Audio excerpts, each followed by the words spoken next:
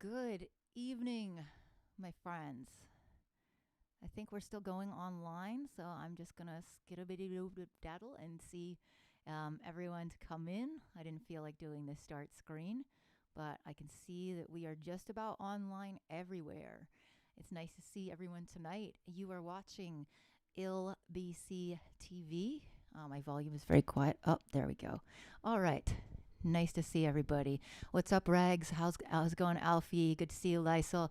So if this is your first time, Feedback and Friends is a show where we take our friends and we listen to your tracks. And every week we have a rotating cast of producers.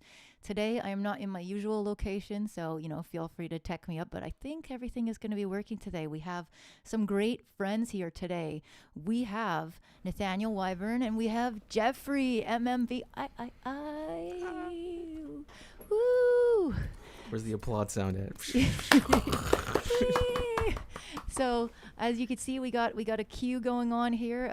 As usual, it's almost full up already. So we're gonna jump right in. I think our first track this week. But by the way, let me just back up for a second. You all know Nathaniel at this point. Amazing synthwave / rock / industrial producer. But if you do not know Jeffrey, feel free to put your socials in the chat. Jeffrey is an awesome producer, and we have been playing his tracks. We have been sweating them hard. Jeffrey won the Crypto Waves Audios contest. He made a really nice track a couple weeks ago that I just cannot stop playing. So maybe we'll throw that in. But yeah, we're gonna play Schnitty, and the track is called May the Unknown Be Revealed.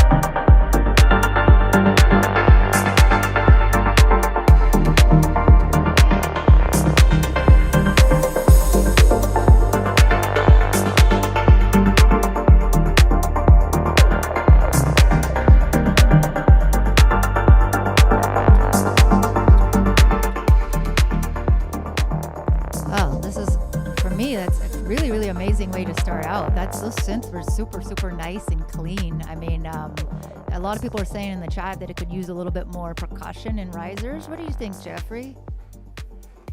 I could agree with that. I think, yeah. I mean, of course, we're starting out with a song, just building more things as you go. So yeah, percussive loops kind of helps the song stay groovy, keeps you, close and kind of more into it. There were some parts where I feel like also that do do do do do do do could also maybe work its way back in, like where the strings were just playing by themselves. It could work its way back in, filter in, and then go back into that beat with more percussive grooves. So there's a couple things here and there I definitely like and could definitely be added. So yeah. Yeah.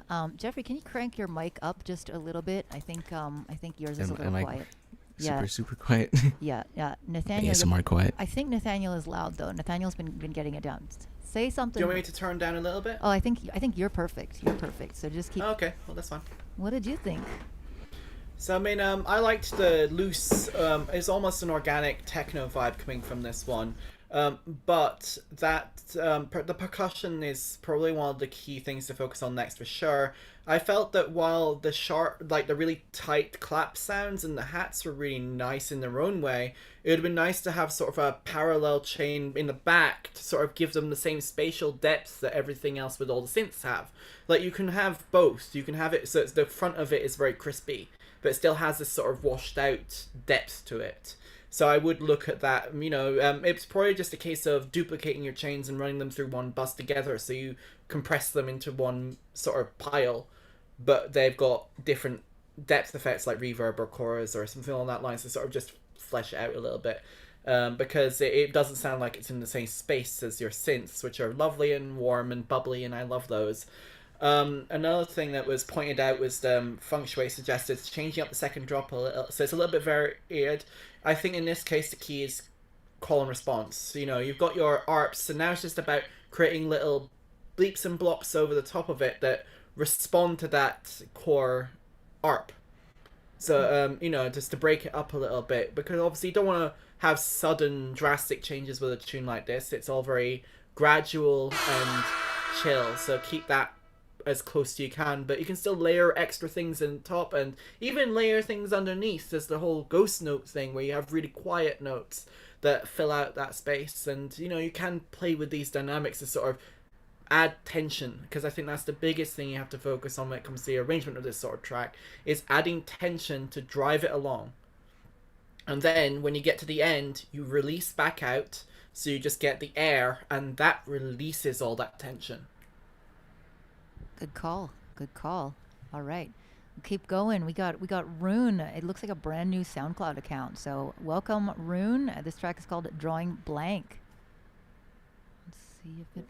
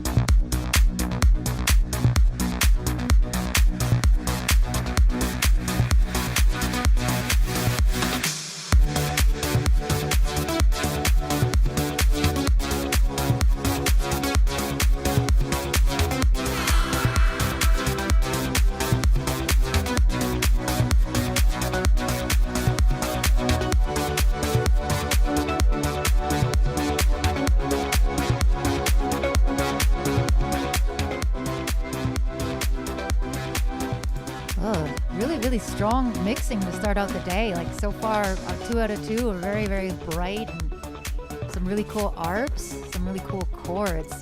Really love the chord progression. What y'all thinking, friends? Yeah, I mean, for me, I definitely like the amount of tension just purely in the arrangement. There's a lot of attempts to just delay going back home and resolving that chord progression, which is good, and it succeeded that.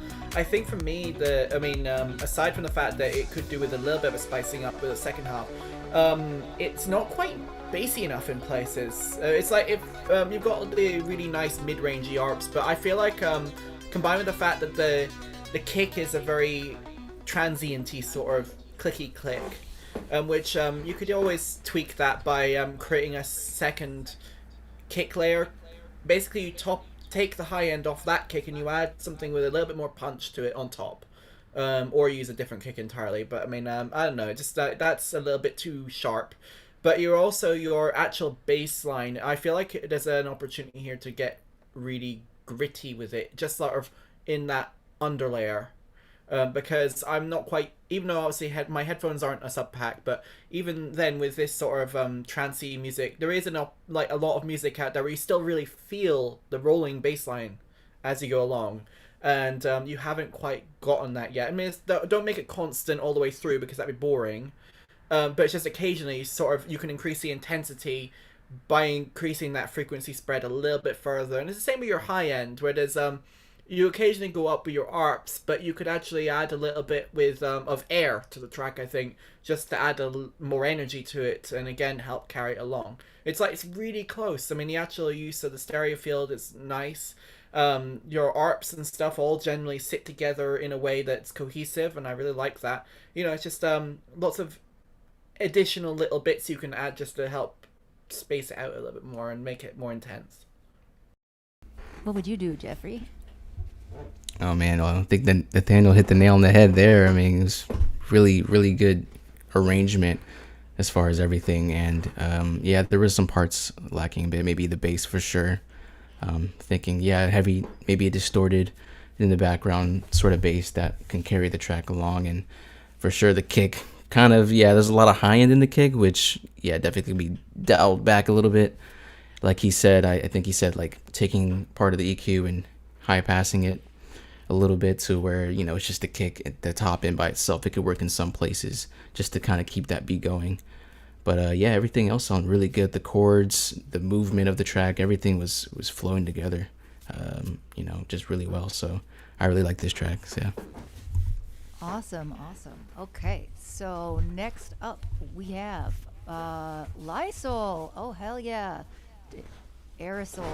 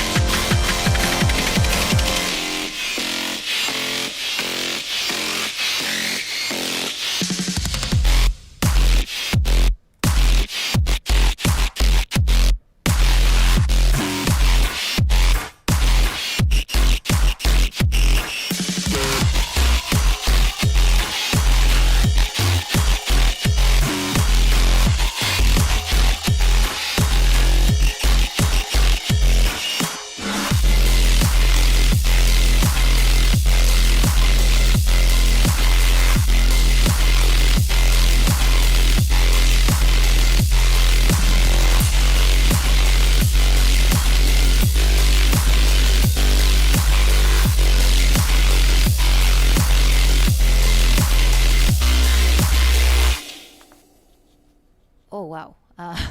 Whoa, that just kind of knocked me over a bit. Yeah, hardcore distortion from Aerosol.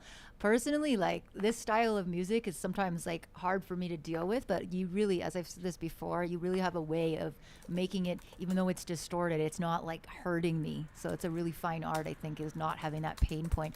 I might, like, personally, and this is just my own melodic tendencies, I'm like, I would love to hear something different happen with the note of the bass. Like, I know it's rhythm and dubstep, and I know that it's like kind of more atonal, but maybe just something where it just doesn't seem to sit on the same note, whether you're using like a metallic, you know, like some kind of ring mod or freak shifter or something that like detunes it even just a little bit more from the others, just to give it some kind of variation. I'm not sure. I mean, I'm definitely not. Evelyn would probably be more qualified than me, but I don't know. Jeffrey, you make some hard stuff too. What do you think? Only a bass sound design right I think there. you're And muted. Wait. oh, am no, I? I think you're good. Talk. I'm good. Okay. Oh. Yeah. The bass sounds great, and sometimes when you have it going on too long, it could fatigue the ears maybe. So there's a lot of high end in the bass. So it could be, you know, the bass could have a different renditions of the way it sounds. You could switch it up and have like a, you know, like a phase filter on it and switch it up a little bit, whatever bass you use to make it with phase plan or serum. But yeah, you know, play around with it and see what else you can come up with. You can maybe even add chords behind that, just hard super saw chords. And of course, you know, just watch the high end on those as well, because you don't want all that clashing up. But other than that, yeah, it sounds really sick.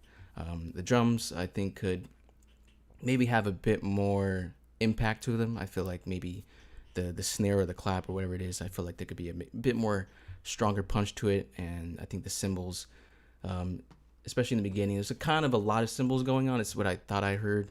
But yeah, you could pick your samples wisely and make sure, you know, there's not too much going on, but just enough to, you know, it's unique in its way. But other than that, yeah, it sounds really sick. So that's my 2 cents.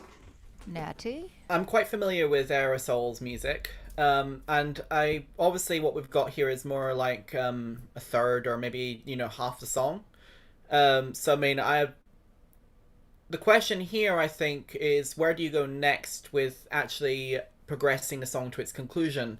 Now, one of the things you do very often is you'll break down into this sort of grand gothic sort of sound where it's like, oh, and then it starts punctuating again with your rhythmy sort of sound. So you end up back and forth, back and forth.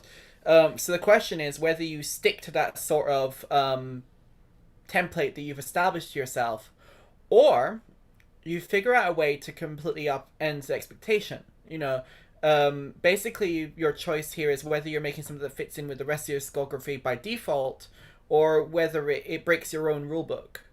So I mean, that's your big choice, I think. I mean, the rest of your sound design is always generally pretty solid, and I didn't really notice very major issues in how you've mixed it so far. But it's that breakdown, I think, will define the track. You know, because you've had all this build up and you've had the drop, and then it's the sort of, it'll become the thing that's sort of more memorable, I think, when they're faced with all the eternal stuff. So I mean, you know, I'd say don't be afraid to try a few different approaches to how you deal with that breakdown. You know, don't just say, oh, I'm going to use the thing I always use. You know, really just sort of test stuff. Be willing to beta it a bit, because you don't know, you know, you could come up with some really cool stuff, I think, that way. So don't play it safe, basically, is my advice. Don't play it safe. Ooh, speaking of not playing it safe, we got Rags up next with a music video, which is cool. So I'll like put it on in the corner here. It's called Time Stopper.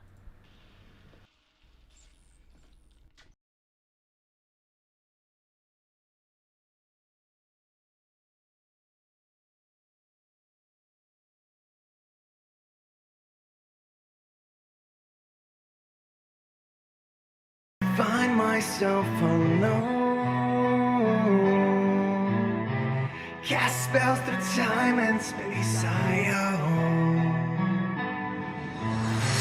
Hold up, freeze, pause, pipe down, time stopper, pipe down, chaos active, just imagine it be tragic. Time stopper with the man, I cast the magic. Hold up, watch me hit her while I shift up. Diffusing tempers motivated with the whip. I'm a proficient, the feel of convictions, I'm taking my pick, yeah. Staccato reversing, I'm chopping and pressing and laying that slick, A richer so resonant, built off intelligence, feeling like bliss, Dealing that damage, a flurry of smashes, I quit with the grip, yeah. Man, I'm trying when I'm blocking out the nonsense. Warp speed with it, time is just a concept. I found the strength to walk alone. Cast spells through time and space I own. Hold up, freeze, pause, pipe down. Time stopper, pipe down. Chaos active, just imagine it be tragic. Time stopper with the man, I cast the magic. I love a little music video once in a while. I think it definitely keeps it interesting. That was Rags. And first off the bat, vocals and electronic music are always tricky, especially when you have a mid-range synth, right? Because you can have them clashing in the way, and I think that sometimes your rap is competing a little bit with that really strong synth ARP. So I would suggest some mid-side EQ or even some dynamic EQ. We say dynamic EQ all the time, so I'm going to change it up and say mid-side might be kind of cool, because what you can do is you can put one EQ on that ARP and carve out a little space in the mid channel, right? And just that little space is where your voice can sit, and that actually will have the effect of creating more stereo on the sides as well, like with the synth, and they will play nice together. And you can also automate it on and off so that when your voice isn't happening, it goes back to being normal in the center. And if you do it right, nobody should notice. But I'm going to also let Jeffrey speak on this one because he does a lot of vocals, and I know you have some great processing chains, Jeffrey. Yeah, I thought the vocals sounded pretty good, especially maybe the singing vocals specifically. I think you could add a bit more reverb into the sides. Fortunately, on the stream that I'm watching, I hear everything in mono, so I'm doing my best to hear what I hear. Just the stream, if I played it back on Twitch, then I could hear stereo. You should be hearing in stereo with the link I gave you from the control room. It should be. It's weird. It's in mono right now, but I mean, I check back on the stream from time to time, and I just hear other things, but it's not too like drastic, Very weird. But for the rap vocal too, yeah, you can definitely drive maybe some distortion in there a little bit just to give it more grittiness. You already whoever's rapping, or if it's you rapping, they already have a lot of that character in the voice and pronunciation, and what the performance is like. It depends on, if it's good performance, then you won't get as good as a vocal quality while you're probably processing it. But if you do a really good job, of course you did do a really good job, then you could take it a bit further with the processing, and I think you did a pretty good job there. You might just be able to add some more high end maybe and a bit more distortion, but other than that, it makes, like Elisha said, just make some space in the synths for the vocals to sit nicely, and they won't clash up, and you can hear your vocals pretty clearly. That's what I have to say about that. Amazing. And by the way, you have the best radio announcer voice. I feel like I want to just relax and meditate. Is it my? Yes. This is my mic. It's great. This is what I record on. So yeah, this is silky. It's a lot of high end stuff. So your elocution helps too. Yes. Anything else to add, Natty? No, I think you guys covered it pretty thoroughly. I mean, I would just definitely try your best to make sure that your sung vocal matches your main a little bit more in terms of space, because you go really heavy immediately afterwards, and it's a lot darker in tone. So maybe have a look at how you just color your sung vocals a little bit, because I mean, it's not really necessarily that they're technically wrong. It's just maybe a little bit darker would help match the tone a little bit more. Wise words, my friend. All right, next up, we have Alfie, another favorite. Slowly but surely, new, better mix, hopefully plus L, don't know what L is, plus ratio, plus too afraid to record vocals. Okay, so keeping in mind that there should be vocals on this, here we go.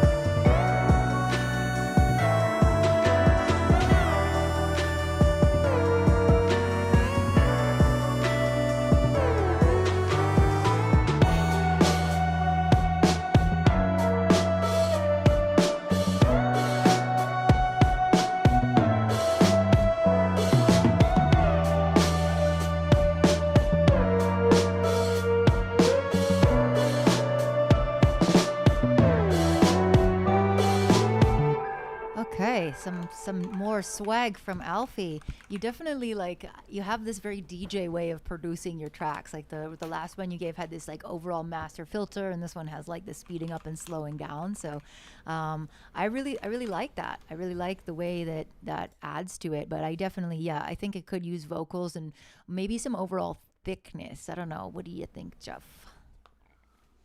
Yeah, I think it sounds really cool. Even the tempo changes. I think maybe for one of the tempo changes, when it goes back to a slower, arrangement, you could probably stretch it out and add some extra stuff like piano, and just mess around and try to come up with melodies, and then bring those drums back into with a different beat or something. As far as like vocals, if you don't have vocals, then you could definitely add some more elements into those parts where it might be lacking some emptiness. But I mean, the melody's there and it sounds pretty good, but it could probably change up every now and then. So yeah, I don't have too much to say about this track, but I do like the vibe of it. It's like a lo-fi-ish vibe, funky vibe. But yeah, that's my 2 cents. So Nice. Nutty. Interesting comments, also some funny ones. No, not everyone is using air horns in a track. It's just the Twitch follower sound. I mean, Yeah. Sorry, I'll turn it down a little bit more. yeah, we should probably tweak that a little bit, perhaps. at some I love point. my air horn. All right, leave my air horn alone. Repeat, Feng Shui says he loved the loungy feel of it and how authentic your drum hits were, and he does wish that the pitchy sounds had a higher frequency element, something like your clap layered, or that you could layer a percussive sound to give it a sharper sound, which is an interesting idea. Chris the Wizard said it's not 70s porno music, but it's 70s porno music adjacent. I'm not sure if that's a compliment or not, but I'm just gonna go with it's sexy. So that's fair enough. I mean, for me, I think this is the best version of this I've heard. So I've heard a couple of versions of this so far. You're like the backstage feedback all week long. It's so funny. All year long, 24/7. But no, so I mean, you're making brilliant progress with tightening up the whole. This is in a room, in a space, but it's digital. You're obviously it's a artificial way of doing it, but it does actually sound like it's in a space, but not in a. This just sounds bad. You've gotten a lot tighter with it, so really good job there. Wicked. And that's basically. I don't have anything better to suggest right It's now. okay. Hey, Sorry. Nathaniel, you're so great. You don't always need to give like 10 minutes of feedback. Like if sometimes it's just fine and it just needs a few tweaks. But don't feel compelled to go on a monologue just because you have such a sexy Scottish accent. All right. Next up, we got Mr. Will Yagi, aka Will Waves, and he says this is my 3rd entry into the feedback, and it is simpler than my 2 previous ones. Is more on the darker and less tropical style, and it's called Synthwave Deluxe.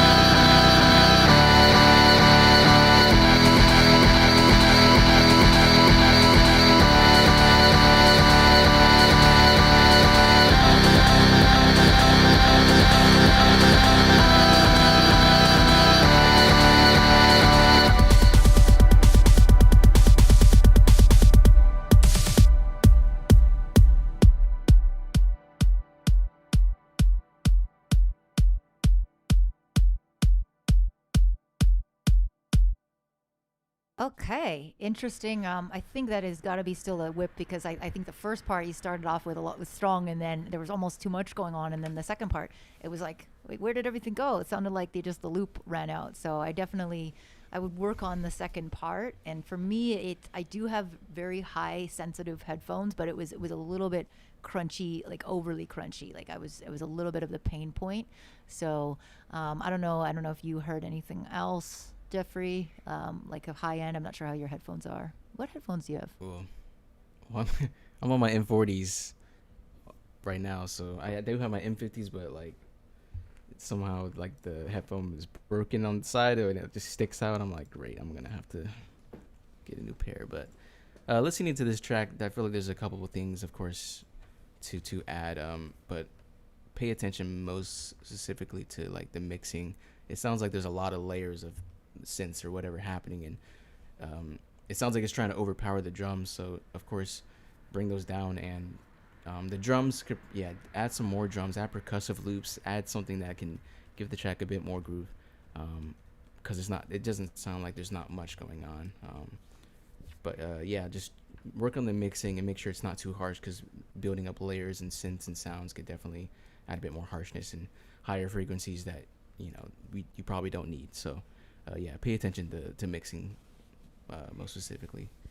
For sure. What do you think, Maddie? So, well, the name's a little bit deceptive. I wouldn't exactly call this synthwave. It's much closer to electro in sound. The other thing, I think this is actually a good opportunity to start using loose references. I'm not saying you need to go through the technical of bringing it into your DAW and analyzing frequencies. I don't think it's worth worrying about that at this stage. But there's a soundtrack piece by Japanese composer Nobuo Uematsu. It's called Ruins. It's from the Blue Dragon soundtrack, and it actually uses a very, very similar sound palette and chord choicing that you've got here. And the mixdown and processing on sort of game soundtracks is generally quite high. So I think as far as referencing, it'd be worth going to listen to that, and maybe you might see how you can continue developing your idea based on the sort of sounds he uses in that context. I can see what you're probably getting. This is sort of synthwave from probably the shred wave sound that is becoming quite common across the synthwave groups, where they're adding guitars on top of all their synths. It's sort of a homage to old AOR kind of music. But I mean, it's definitely right now with the solid 4 on the floor kick, it's definitely leaning more on that electro thing. So again, maybe look up electro songs as well as a possible inspiration point to develop it further. Like classic too, like Justice, like that kind of banging stuff, I think is a good way Yeah, to exactly. be aggressive and not so like a little bit painful and edgy personally. But So I mean, I'd say that's your biggest move here to push this one forward or make something new in a similar way. speaking of aggressive, Evelyn is up next. Oh no, we're gonna die. Oh no.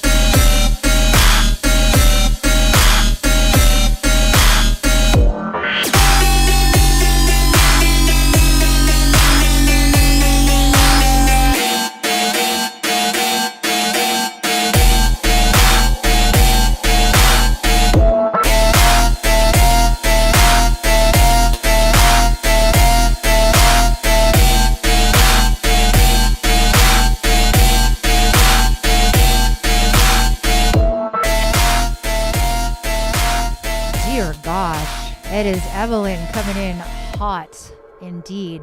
Yeah, really, really cool track. I want to highlight an interesting comment from the chat that I've never seen before, where Raindrop said that hall reverb should be a plate. And that's a really interesting thought, because I think sometimes people just mess around with reverbs and just flip through the settings and don't even necessarily think about what the real thing is that they're emulating. Or maybe you've never even looked at, like, has anyone actually looked at what an actual physical plate reverb looks like? We are so lucky. I'm just going to tell you that, because back in, like, you know, the 70s or 80s or whatever, you had this giant metal plate that was like the size of a wall, and in order to, if you wanted to borrow Jeffrey's plate reverb, you had to go over to his house with a pickup truck and take the plate back to your house. I've seen those things. They're like, they look like a table, but they're just put up in a way that it looks weird, but it makes a cool sound. So it does, and it's just very interesting how they had it. It is. That's why a plate reverb sounds metallic, right? And so I think that is an interesting comment that somebody would hear, because maybe, you know, what I think they're saying is the hall reverb might be sort of softening it, whereas the plate might add another interesting metallic resonance. So yeah, I think that's really cool. My own personal thing, I definitely love the space you have, but I think that to glue the drums and to make it move a bit more, I would love to hear some really quiet reversed sounds kind of going into the snare. So it's just kind of like boom, da boom, right? Just like really quiet. I don't know. For me, it would like make it move a little bit more. Anyone else have thoughts? Jeffrey? Yeah, I do have some thoughts. Yeah, the sound itself, a very metallic-y sound, and you could probably experiment more. I'm not sure if you have Serum Effects as a VST itself. That can also give you some really cool sounds if you throw on some effects on top of that layer of bass to give it some movement, because it does sound a bit static over time when you just hear those two sounds happening, but also you've been switching it up. But yeah, play around with maybe comb filtering. I know there's a Kilohertz plugin that does that. You can automate comb filtering and you can get really cool sounds and add some movement. You could also, this is just a subjective thing. Sometimes I think you probably would have sidechain on the bass, or just so the drums could punch a bit more. Some tracks, rhythm tracks, don't have sidechain and some do, and I feel like this song could probably use some sidechain. Just maybe the drums could have a bit more punch and also have that pumping effect with the bass. So yeah, there's definitely a lot of things at play here. You can experiment a lot. So try sound designing a bit more with that bass sound and coming up with metallic sounds and hall reverb, automate things, and just have fun.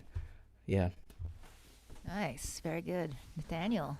I mean, obviously, rhythm's not my natural playground, but over time, as I've been exposed to more of it, I realize there's actually an interesting parallel between some classical forms of music and what people are trying to do with rhythm, particularly fugues, which is a method of basically creating one solid melody and then just repeating it and over again with different instruments and stacking them in different ways until you end up with sort of a really rhythmic and hypnotic differentiation of your melody. I feel like you could have done that a little bit more here in some places. You go with your drop, you go doon da da da da da da, and then I was expecting at some points to perhaps have a response which was effectively the same melody but maybe in a different octave, or with a different sound coming in and doing the same thing. But then you went immediately you threw me off a bit in the sense that you just jumped to the da da da da da da da bit. Yeah, back to me beatboxing. So perhaps when people are talking about your second drop being different, I mean, you threw people off in your first one by having that completely different response. It works, totally fine, and that's a good way of keeping people engaged. But in the second one, maybe it is worthwhile being predictable and just repeating yourself in a slightly different manner. Ooh, intriguing. Yes. Anyways, by the way, love all the tracks that are coming in. I think that we always have like a great variety, and the mixing, it's like every week it seems like the mixing gets stronger, and I'm very jealous. I'm not sure how long you all spend on mixing. I know that Jeffrey is like, oh, the other day I made a track and it took 16 hours. That's so long. For me, it takes probably that long just to mix. Rag says, between Jeffrey's setup and the articulation and how he talks, I would not be surprised if he could build a particle accelerator that's activated by connecting a launch pad to FL Studio. Rags, man, someday you gotta take a sick day and just come on the stream with us. You're just too good. Next up we have Galactic Guitar with a track called Nothing Better.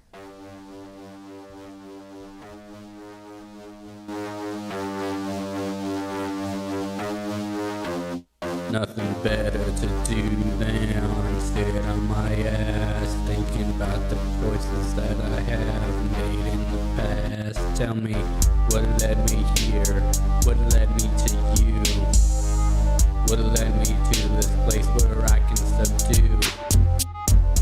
You're the only one meant for me, but tell me, is it true?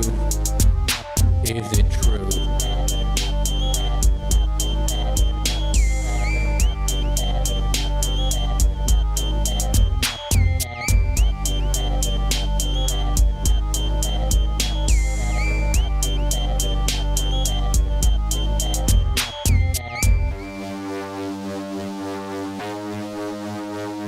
Control. This is me. I'm going down to the deep, where I can't see all but me. Down to the deep, where all is black, all is fact, all except me, all is me.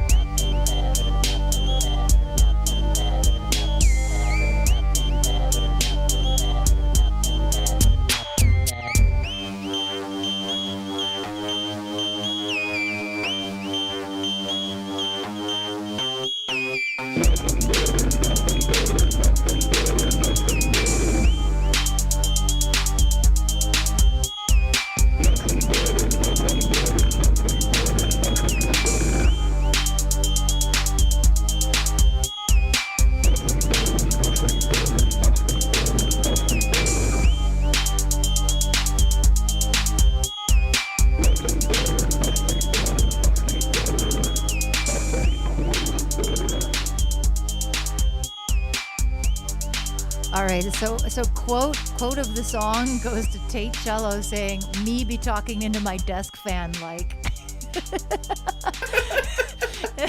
Exactly what I was thinking. I was like, what is that effect? I was like, is it glitching out? I think I actually really liked it, and in some of the like little stabs and ad-libs. I don't know if it's a choice that I would make for the entire song, and I'm not really sure what your recording setup is, but I know that it can be really hard. But the thing about vocals is if you get a really pristine vocal recording, it lifts up the whole track, and then if you have kind of one with a little bit of noise or amateur, it also pulls the track down. So I would say, like, if you're really limited, if you don't have a really good space, try and just find the quietest place. Go into a closet. I know lots of people that have recorded inside a closet, inside a wardrobe or something. But what's your recording setup like, Jeffrey? For vocals? Well, it's not too much really. I just got this interface, the Motu over here, and I've been experimenting. It sounds great, but I had to focus right before the Scarlet solo.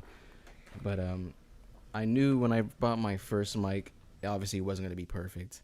And of course I had to work my way, along trying to get the best processing I can. I just had to work with what I could work with. But also, it wasn't just about my setup. It was also about how well is my performance on the mic, how I'm going to translate what I hear in my head through the mic and make sure it sounds as good as it does in my head.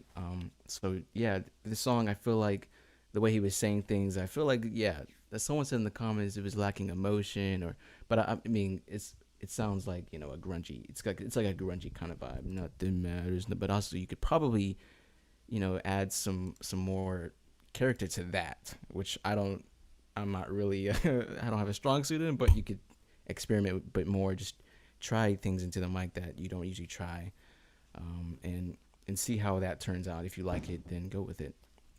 But the setup, the performance, the delivery, it all makes a song that much better. So there is some improvement there. And the fan thing, the whatever, the speaking through the fan or the effect, it's kind of cool.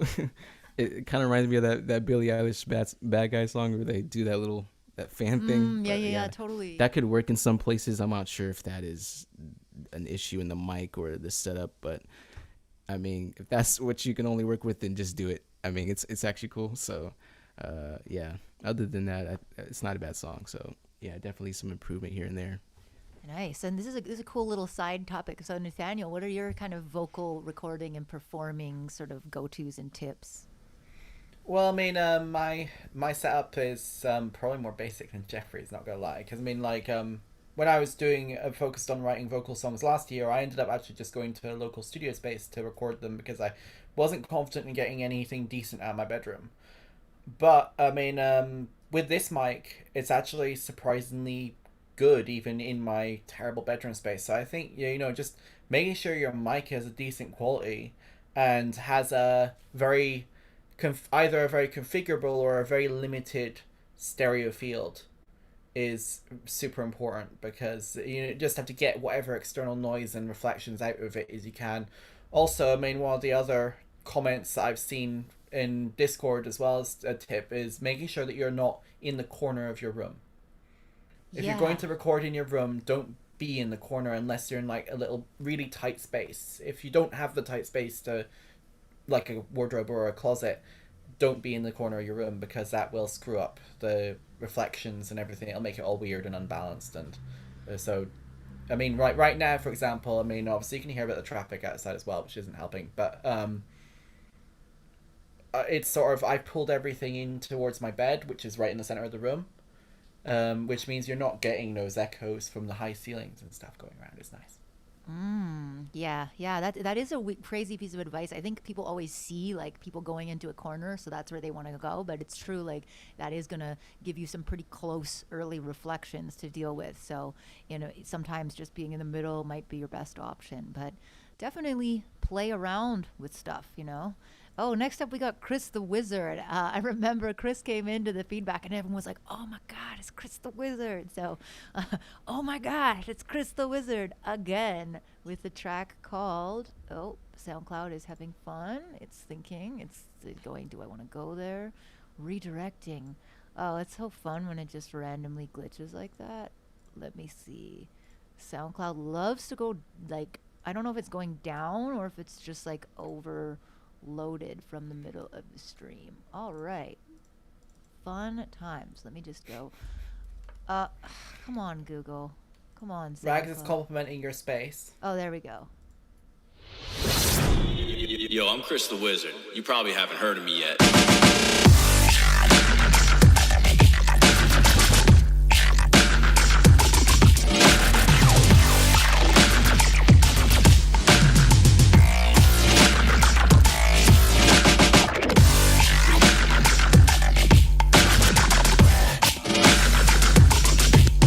Whoa. No.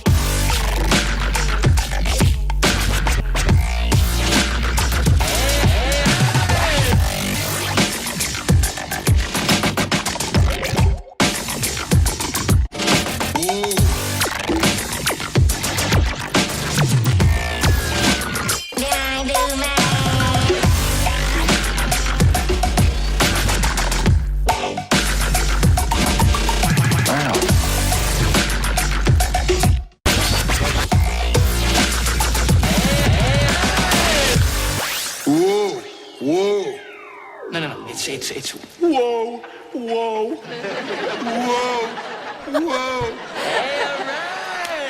What is going on with that ending?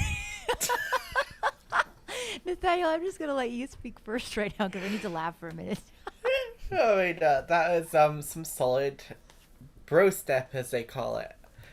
I honestly don't. I mean, that ending almost came out of nowhere. I mean, what is your intention with that? It is the whole point of the song to be just a little bit silly. I mean, in this case, you achieve it. But I mean, if you were intending for it to be, I'm the Chris the Wizard and I'm a serious musician and I'm not quite sure it. Well, by his picture, if you can see the picture in the browser, I somehow doubt that he's trying to be a serious musician with this one. At least the art. It's an He's intro listening for your very EP. closely. Oh, there was a okay. cowbell in the song, so.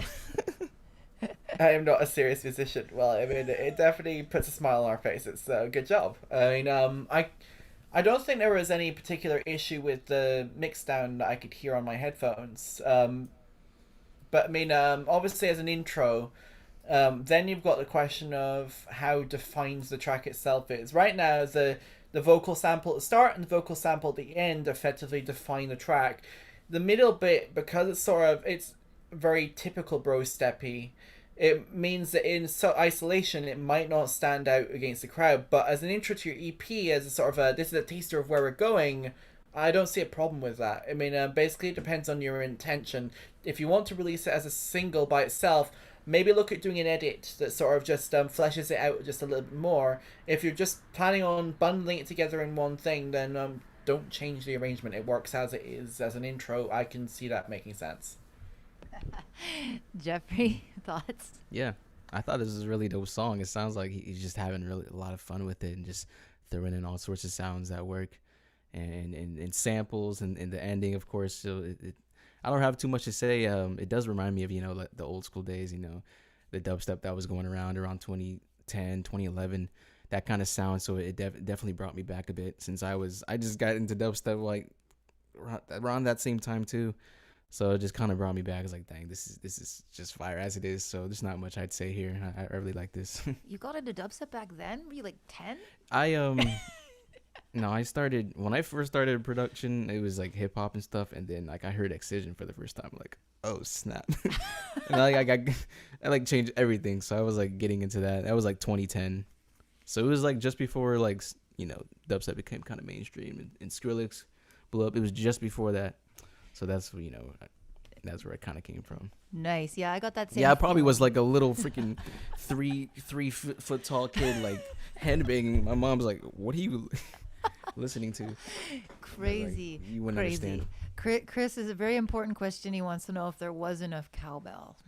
I'm gonna say I could have used more. I mean, look, I'm wearing gold-plated diapers. All right. It's my favorite line from that skit. So yeah, no, I think I'm just echoing what everyone else said on this one. I think it's fun. I think that sometimes with this kind of dubstep, the repetitive wobbles, like every once in a while, I almost want to hear something go at halftime and kind of like scoop in a bandpass filter and just give me a different texture. But I think as far as fun and memes and intros go, I mean, you hit it spot on, and like everything sounds balanced and crystal clear.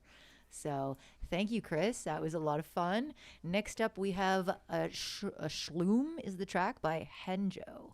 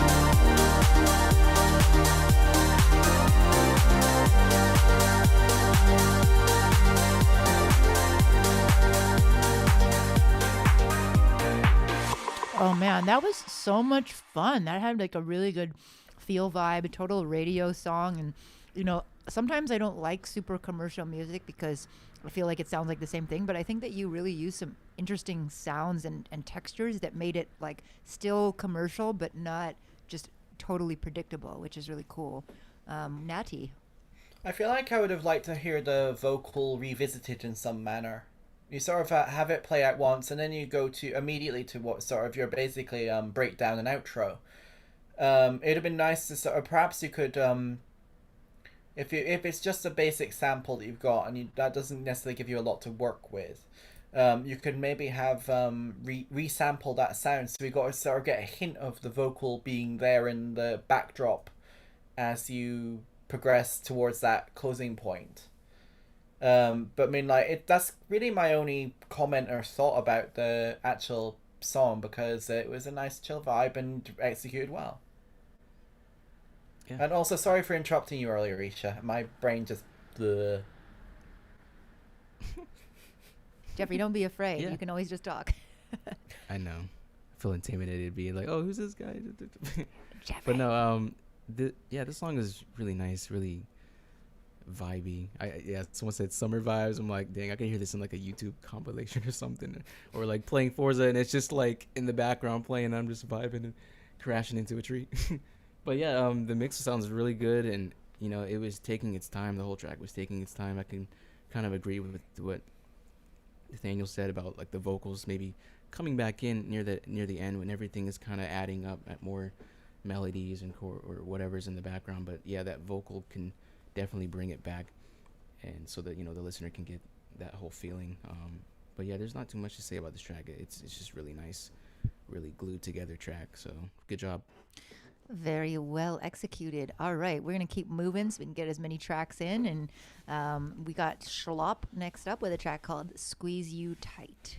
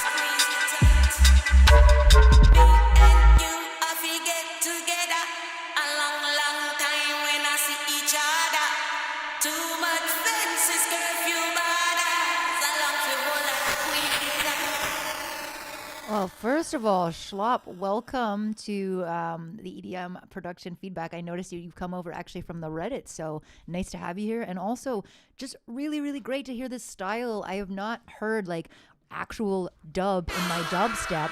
in so long. And you know, it's funny because so many people that got into dubstep around 2012, like when we were just talking about, they just call it dubstep and they have no idea what the correlation is because they've never heard this. But this is really where it came from. I really, really love that metallic dubstep. Like I like the way it just got more heated. The only thing for me, those little squishy sort of laser sounds, they were a little tiny bit loud. I think they could sit a little bit more back in the mix. It could just be me. I'm not sure. Consensus from my end. You hear that too, Natty? Yeah, it's just a little bit sharp. Like, you know, so you can hear it right up at the top end there, where it's the transient of it's just really punchy in a way when your other wet sounds are so wet that it stands out because it's so dry. Mm-hmm. Yeah.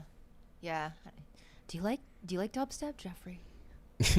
Yeah, I thought that was one of the coolest things I've heard in a long time, honestly. Like, I don't hear a lot of tracks like that, so the fact that you kind of did that really old school, that dub sound, you know, and included a lot of delays and modulation and all that, it really brought some character to the sound, and the song itself has a whole vibe, so good job with that. And yeah, the bubbly sound, or what they were talking about, it is a little loud, so yeah, just kind of balance that out, since that's a lot higher frequencies you're just having to deal with, so it's just an easy fix. But yeah, the whole track is fire, so that's all I can say.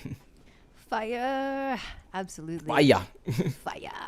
Yeah. By the way, Jeffrey, have you ever thought of making a vocal sample pack? Because like, have you never noticed that like when you go look for vocals on Splice, a lot of the time they're just so cheesy. It's like, get the joke down. I have a Discord server with some friends, and I made like 3 volumes of vocal packs of my stuff, just screaming into the mic.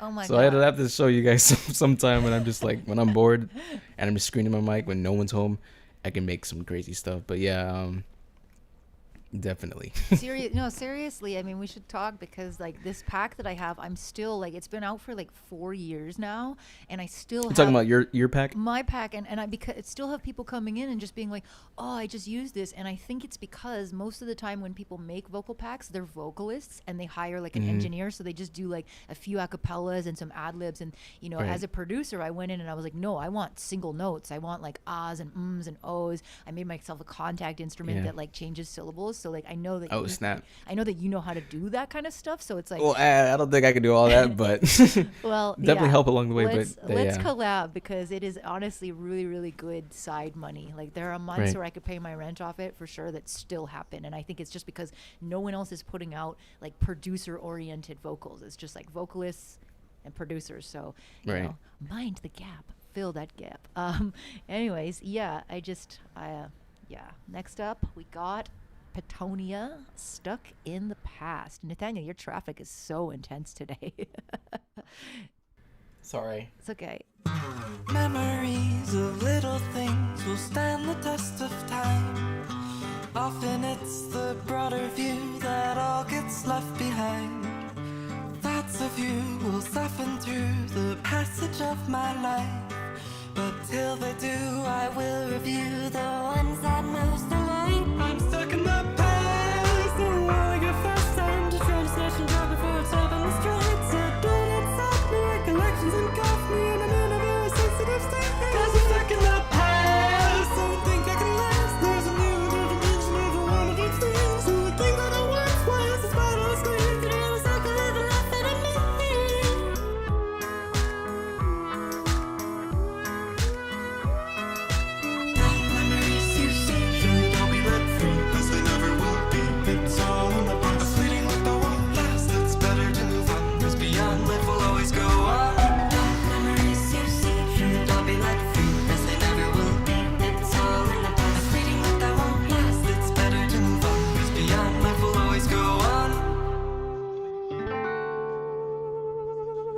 Why should I forget the life of one that I once loved? Is that the type of thing that I can shrug off when I'm bored? The memories of better times are still clear in my mind. So why should I give up the one good thing left in my life? I'm stuck in the past, don't wanna get fast. I'm just trying to slash and jump before it's all been destroyed. So don't insult me, recollections engulf me, and I'm in a very sensitive state. 'Cause I'm stuck in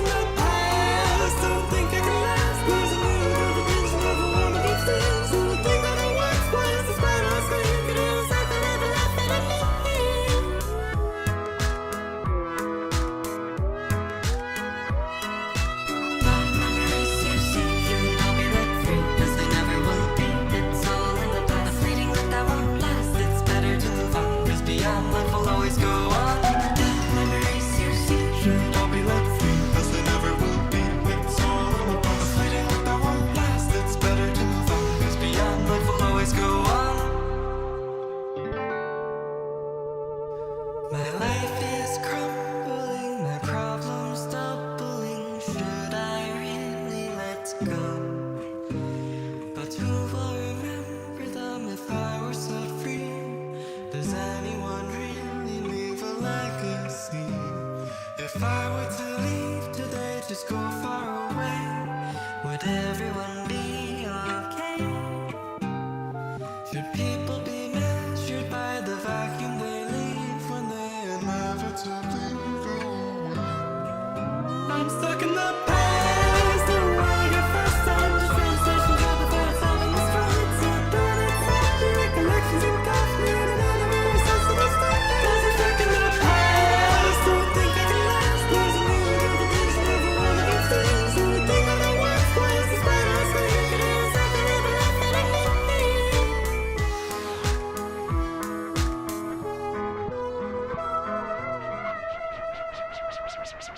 All right, that was the most unique thing I've like ever heard. I don't even I don't even know what style that could be or what it was. Like some people said it reminded them of the Muppets in a great way. Rag said it makes me think of the carnival game where you shoot the targets.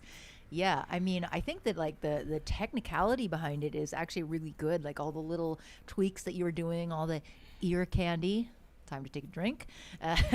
All of that stuff was just really like, especially for this experimental genre, I don't always hear people get that technical. So I think, yeah, the vocal was really well done. And yeah, my feedback is just like really cool. And I like what Arrow said. It's physically impossible to listen to this without smiling.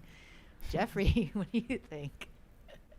Yeah, I'm trying to find the words for that. I mean, it's so unique in its way. Kind of reminds me, like a start to a TV show in a way.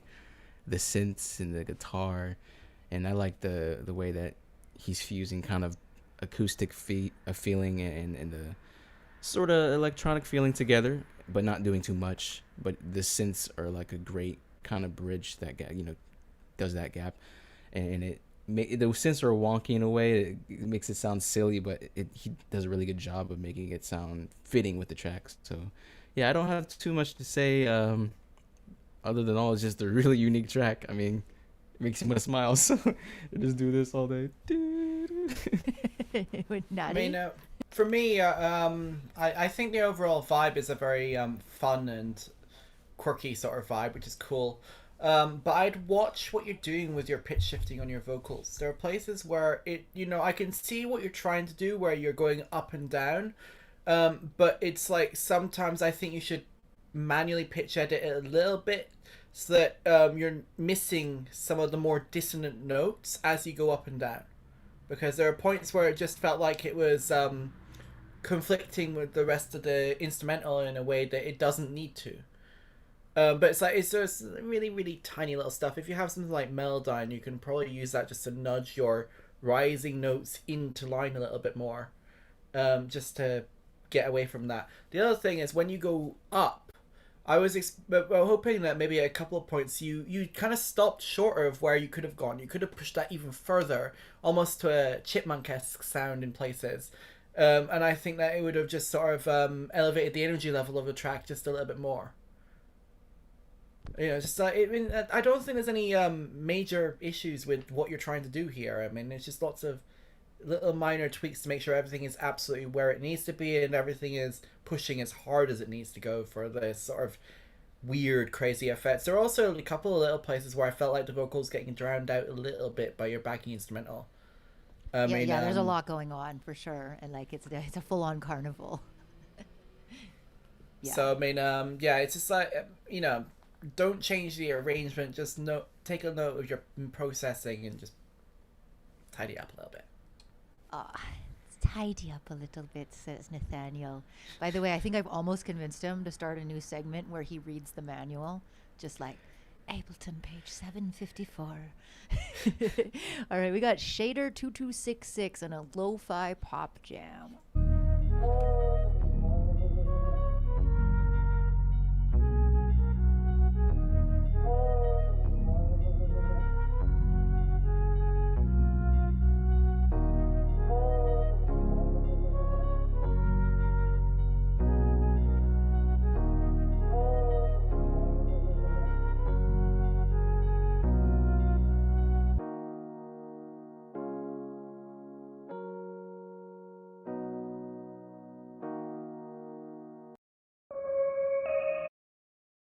Well, I guess that was it. That was a very short. I think that's obviously a whip. It's only like 30 seconds long. So, I mean, I think we don't need to go deep on it, but I just think it's like good idea needs a whole layer of texture and detail and little things over the chords. So, anyone, Natty, I know you always have a 10-minute take. Do you have a 10-minute take on that 30-second song? Unfortunately, not this time. I mean, honestly, with something that that's its bare bones, I mean, it's a case of whether you want to preserve the vibe or upend it. I mean, you can kind of go any direction with what you've got so far, but I mean, I do like the deep, almost garagey vibe you're developing with this one. So maybe we're exploring that sort of sound palette with adding in some loose drum work and a deeper bass as you go along, and just sort of. Yeah, play it again, because I feel like I haven't got enough like All right. time to hear much of it. I don't know why, but I feel like I hear like a drill beat over. It could be that. Yeah, that's what I'm hearing like in the background. Yeah, I like that like fluty kind of lead thing. I think it's neat. Yeah. But it's like so lo-fi that it's almost like it has like a high cut over the whole track as well. So I think it needs something to sparkle. Yeah. Yeah. So do more and put more high end on that. Yeah, that's kind of just like all there is, I think, to go from here. But thanks for submitting, and we hope that you come back. And another thing that people sometimes do is they come back to us when they've done it some more. And oh my God, this track keeps loading. It's like taking over the entire sheet. I'm gonna have to manually copy this link to get out of it. You've taken over. Congratulations. Oh, there we go. We got Chris Tate up next. Tate cello. Cool little nice cello pick.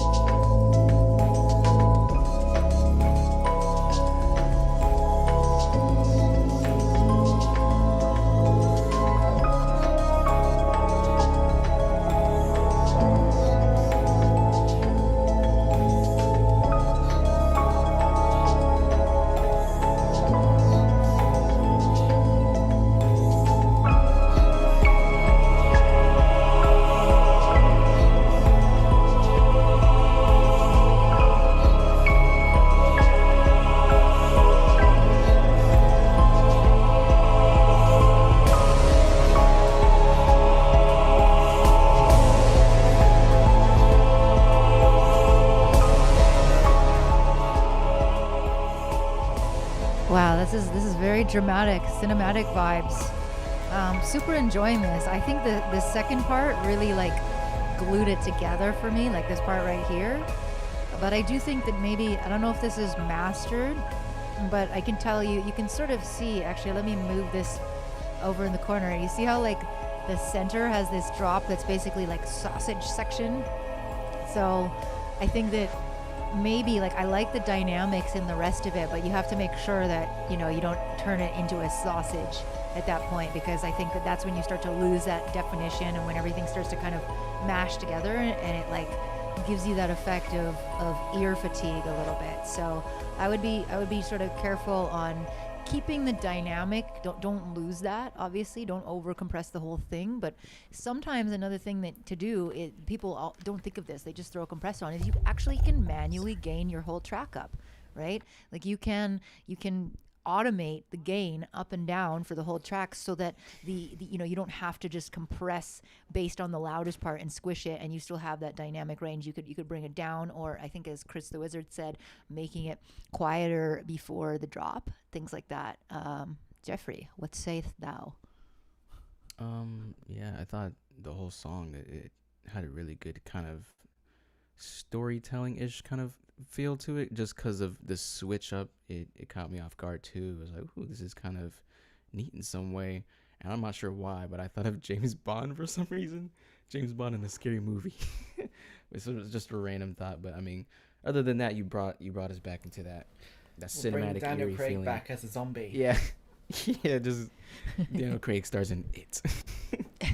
But yeah, you brought us back with the elements and back into that eerie feeling. And yeah, like Alicia said, just pay attention to the loud parts of the song and the dynamic range, because songs like this, especially like a cinematic, or have a lot more dynamic range, and you would want to, you know, pay attention to the soft, quiet parts of your song and the loud parts. So just make sure when you're getting loud, you know, not too much is being squashed, so you can retain your texture of sounds.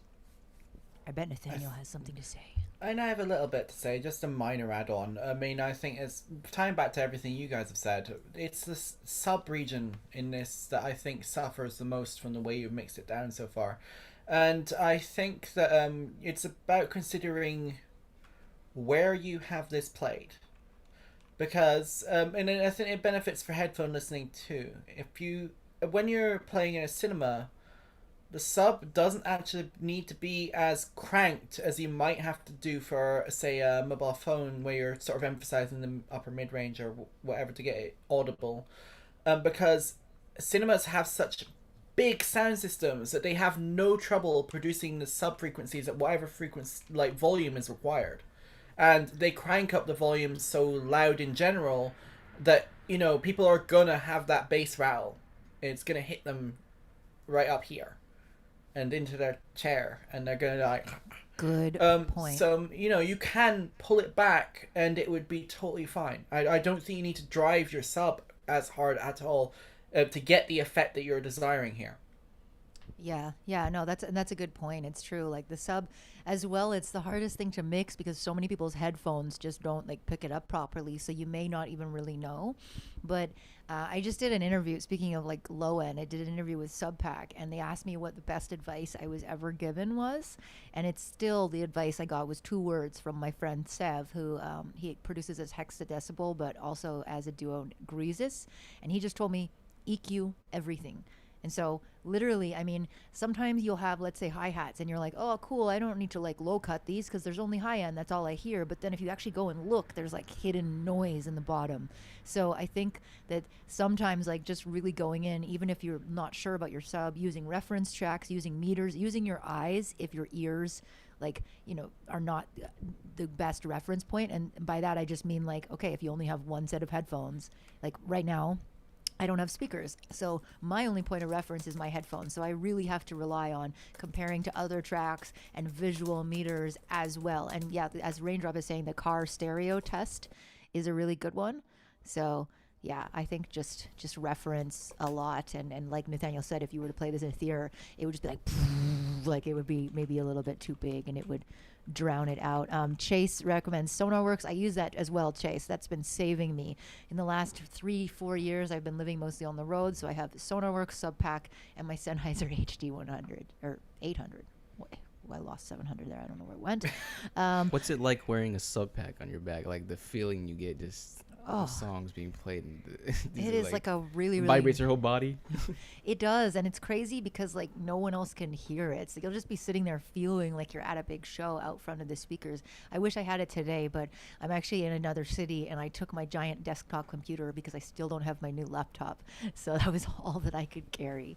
But yeah, it's super fun, and it goes down to 1 hertz, so you can really like if something is messed up with the lows, like it kind of like farts at you. Like you're just like, oh, that is like way too much. So Sub pack helps you mix, even though it's on your back and not on your ears. Yeah, that's kind of fun.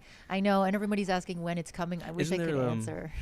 Isn't there one that you like sit on as well? Like there's a sub pack you sit on. They do a chair, yeah. Yeah, the seat back and then the backpack. I wish I had the seat back. My butt's just like vibrating right now. I'm like, this song is so good, bro. Imagine that. It's so good. It's so good. All right, next up we have Raindrop. I really like this art, by the way, that is on your track, so love it. It's called Don't Screw With Me. And, there's an official music video. Well, geez, I mean, if there's an official music video, why aren't we playing the music video? Let's see. I want to play the music video. All right, here we go.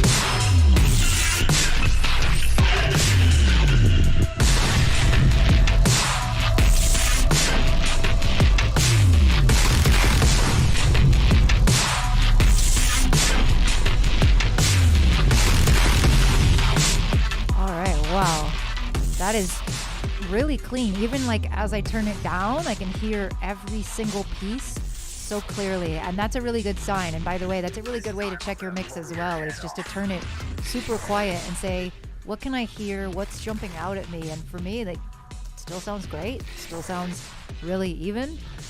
It's not my expertise genre. I liked what Nathaniel said earlier, like, rhythm is not my usual playground. So like, this is not my usual playground, but I think the music video is tight. I think the sound design is insane. And I think the balance is just really well done.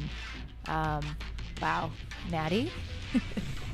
There was an interesting, really sort of distorted and shouty vocal sample right near the start. It almost made me feel like right up to before you get to the more... Rags thinks it might have been an anime sample of some sort or whatever, before the really angry spoken bits. It'd have been nice to hear more of that shoutiness, perhaps. It might even be a case of hop on the mic yourself and write something that sort of conveys that bubbling anger. Because you have this entire bit where it's all really just sort of low-key synth design before you build up to everything else. And there's a space there, I think, to sort of increase the storytelling in the music rather than relying entirely on your visuals. Fair enough. Jeffrey said, quite insane, my dude. Any other comments? Quite insane, my dude. Yeah, it sounds like they watched a movie and there was a scene with John Wick just destroying everybody, and he's like, all right, this is what exactly I need to execute. But yeah, you did a really good job with the mix and everything. It's in its own place. There is a lot going on, but you managed to make it work where, the drums are still punchy and not losing, its transients or whatever, and the bass is still thick and gritty, and the vocals, you just did a really good job with executing the idea from head to the DAW. So I don't think there's really much else I could say. This isn't really my playground area. Playground. Yeah, I get lost, train of thought lost. But yeah, it's really good, I could say, for the type of vibe you're going for. I think you did a really good job. You executed it, so yeah, that's all I can say. Clearly a high level production. So wow, it's this second song you ever produced. That's really insane. I'm just like, my second song. I think my second song was like a clap and a snare and a 808. Yeah. And put a piano on it. Yeah. This is like a whole movie. And I'm like, all right, bro. It's so cringe. Like, by the way, my first album was a printed CD, and my mother still has like 200 copies of it in her basement. And so I brought my boyfriend to meet her, and she's like, I have a present for you. And he's like, oh, that's so sweet. And it's a copy of my CD. And I'm like, oh, Mom, okay. And then she's like, oh, and I have some more. And then it's like 4 more copies of the CD. And I'm like, Mom, oh, no, get it away. So yeah, I mean, it's for the second song, I would be like proud of this, like this stuff. I mean, it's not like terrible, and actually I did win a songwriting competition, and with the money that I won from the finalist round of that, I bought Serato, so I became a digital DJ. But I still like wish that I could get it off the internet. So well done for making something that should remain on the internet. So next up we got Slack with a track called Loom.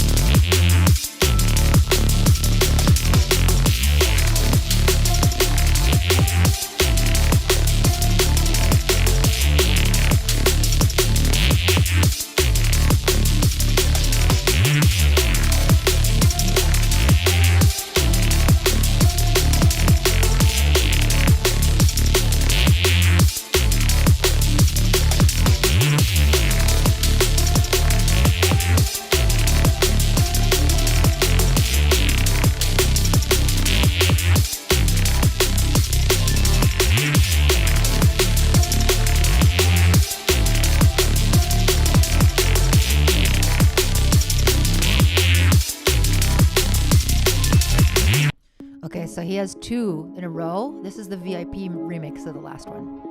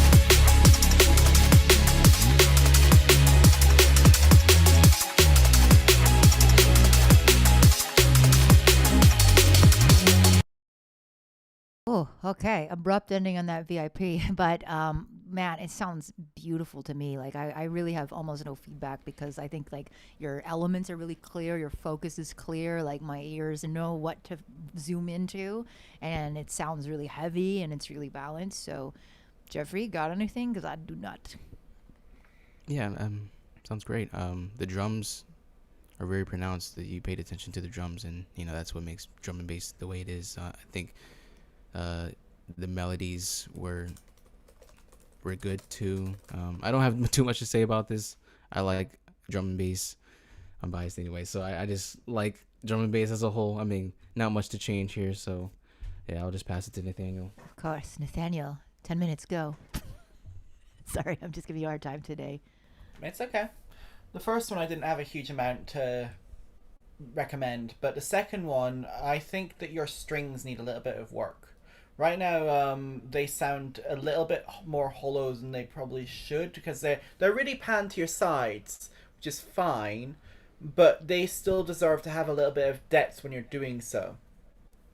So, I mean, and the other thing would be that if you do manage to get those strings sounding lush, you can then give them a section by themselves with your drums maybe, and or just your sub bass or something, you know, sort of to counterpoint, provide that breather, because obviously right now it's hard to tell when you got effectively 2 half versions of a song how arranged your whip is as it stands right now, but making a room for the breather is always a good idea, I think, just generally before you kick everything back into high gear and close it out. So I mean, those strings in the second version I think provide that opportunity there to do so. That's a good point. Yeah, it's hard to tell like how the arrangement really is without hearing some of the breakdowns and context and stuff. So yeah, I mean, I would definitely be interested in hearing like more full versions of the songs. But yeah, I mean, it's super tight. Definitely dance floor ready. Like I would have no problem just playing that out on a system as is. So I really think that you hit it on the head. And we have Nick Beeman next, Drowning in Your Eyes featuring Julia Nem.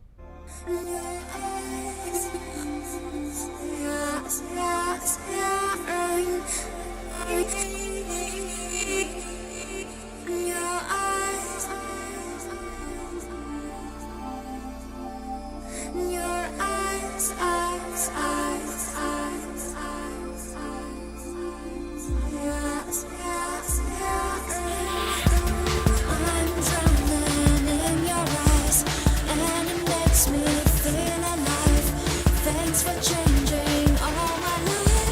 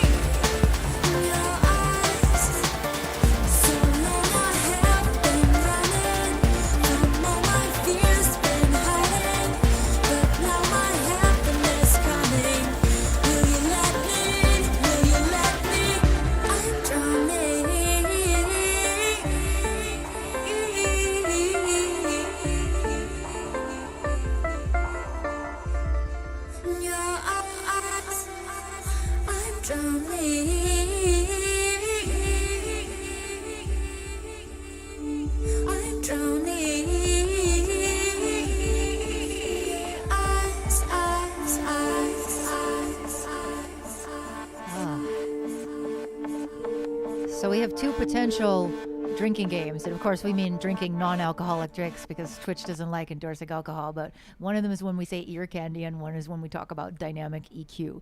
So that's one of those things where I'm going to say dynamic EQ because I think the vocals are really great, but there's points when they're layered where they get really, really resonant in like the mid-range and the low.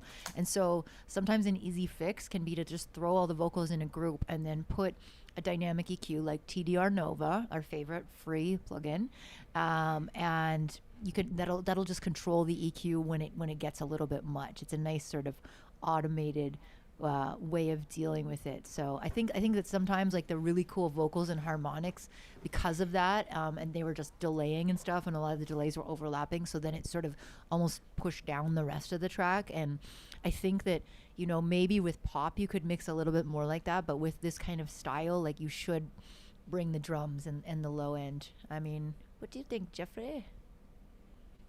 Yeah, I think the drums could probably be more elements in the drums, just to punch your drums maybe. But if you were going for the softer drums, then yeah, don't take my advice for that. So I think for this song, the drums kind of fit well, but could probably add some more, maybe percussive loops, top end loops, and maybe some more sub bass just to drive the track a bit more.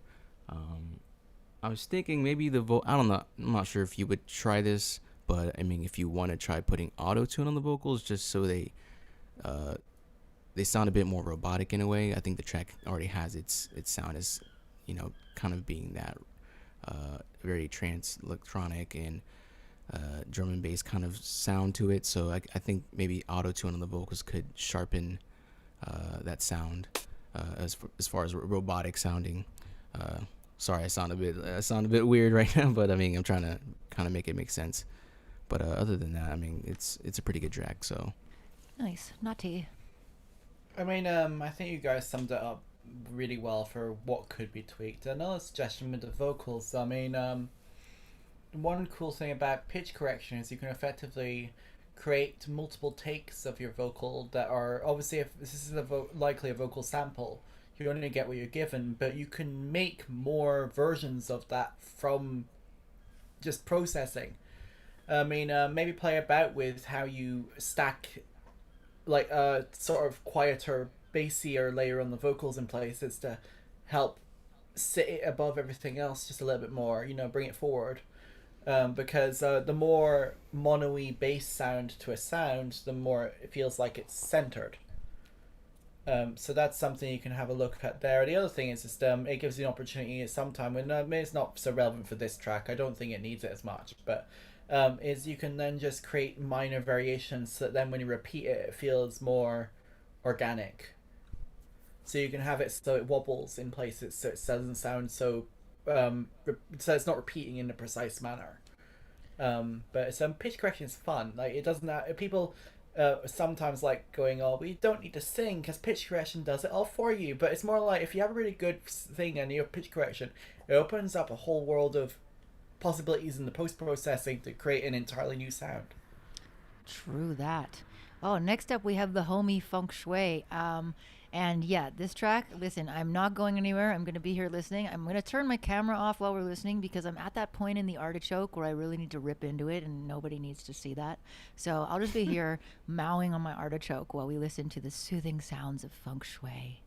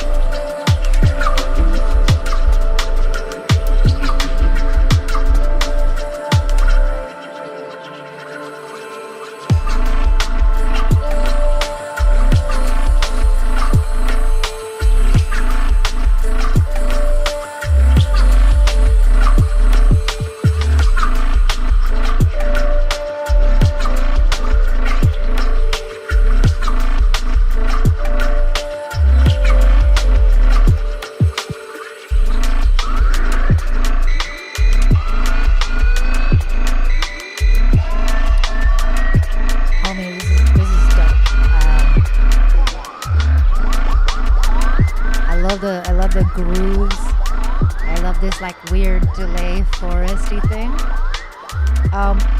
One thing I noticed just off the bat was right around just before like 3 minutes, there was another kick that kind of came in underneath and it really stuck out. Like it was a little bit loud. I noticed it, right? And you don't really want to notice that an extra is coming in. This is just nitpicking because this track is super awesome. And I mean, I've been hearing your stuff for years since we first met. And I think that you've really like refined the detail and the atmosphere and the space, and it sounded super cool. I love the drums. I love the cleanliness of them, and they poke through, but they're not painful. So Nathaniel, my darling, my sleepy darling. Yeah, sorry, my attention's not 100%, but you're still great. Feng Shui confirmed something that I was actually feeling. He said that it was a little bit too subby, and I agree, but it's not that your entire sub is wrong. It's a case of some of your higher notes, because I mean, when it comes to reproducing, there's a certain sub sounds can get lost if you don't punch them up enough, especially the really, really deep ones. So I think that you should not just reduce the sub a few decibels. I told him that that's some of your lower notes, it needs to be that volume to be perceptible. Especially, I mean, my headphones can go down to about 20 hertz or something in places. It's not 100%, but you know, like they do get a fair chunk of that sub when they want to. And for your lower notes, it sounds okay. It's the upper end of your sub. So what I recommend is doing something like either going nitty gritty with your volume automation or using a plugin like Volume Shaper or something to automate it out so those higher notes just get pulled down a little bit. Can you say automate again, please? Automate. Oh, you didn't do it that time. You said automate. It was like there were no T's in it at all. I love it. Sorry. Jeffrey, what are you thinking? Yeah, the sub bass is really cool. It kind of kept me focused on it almost throughout the whole track.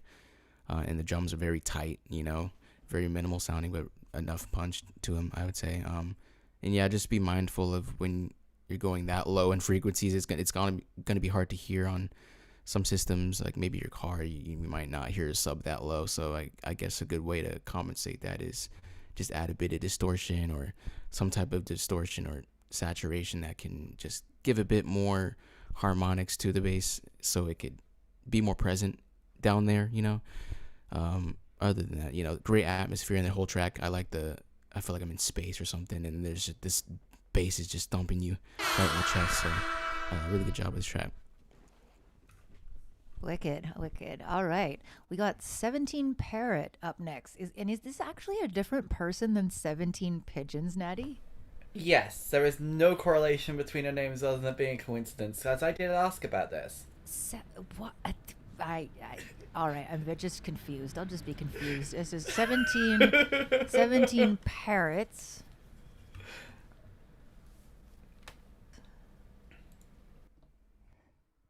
See if that works. Oh, this is that fun one drop.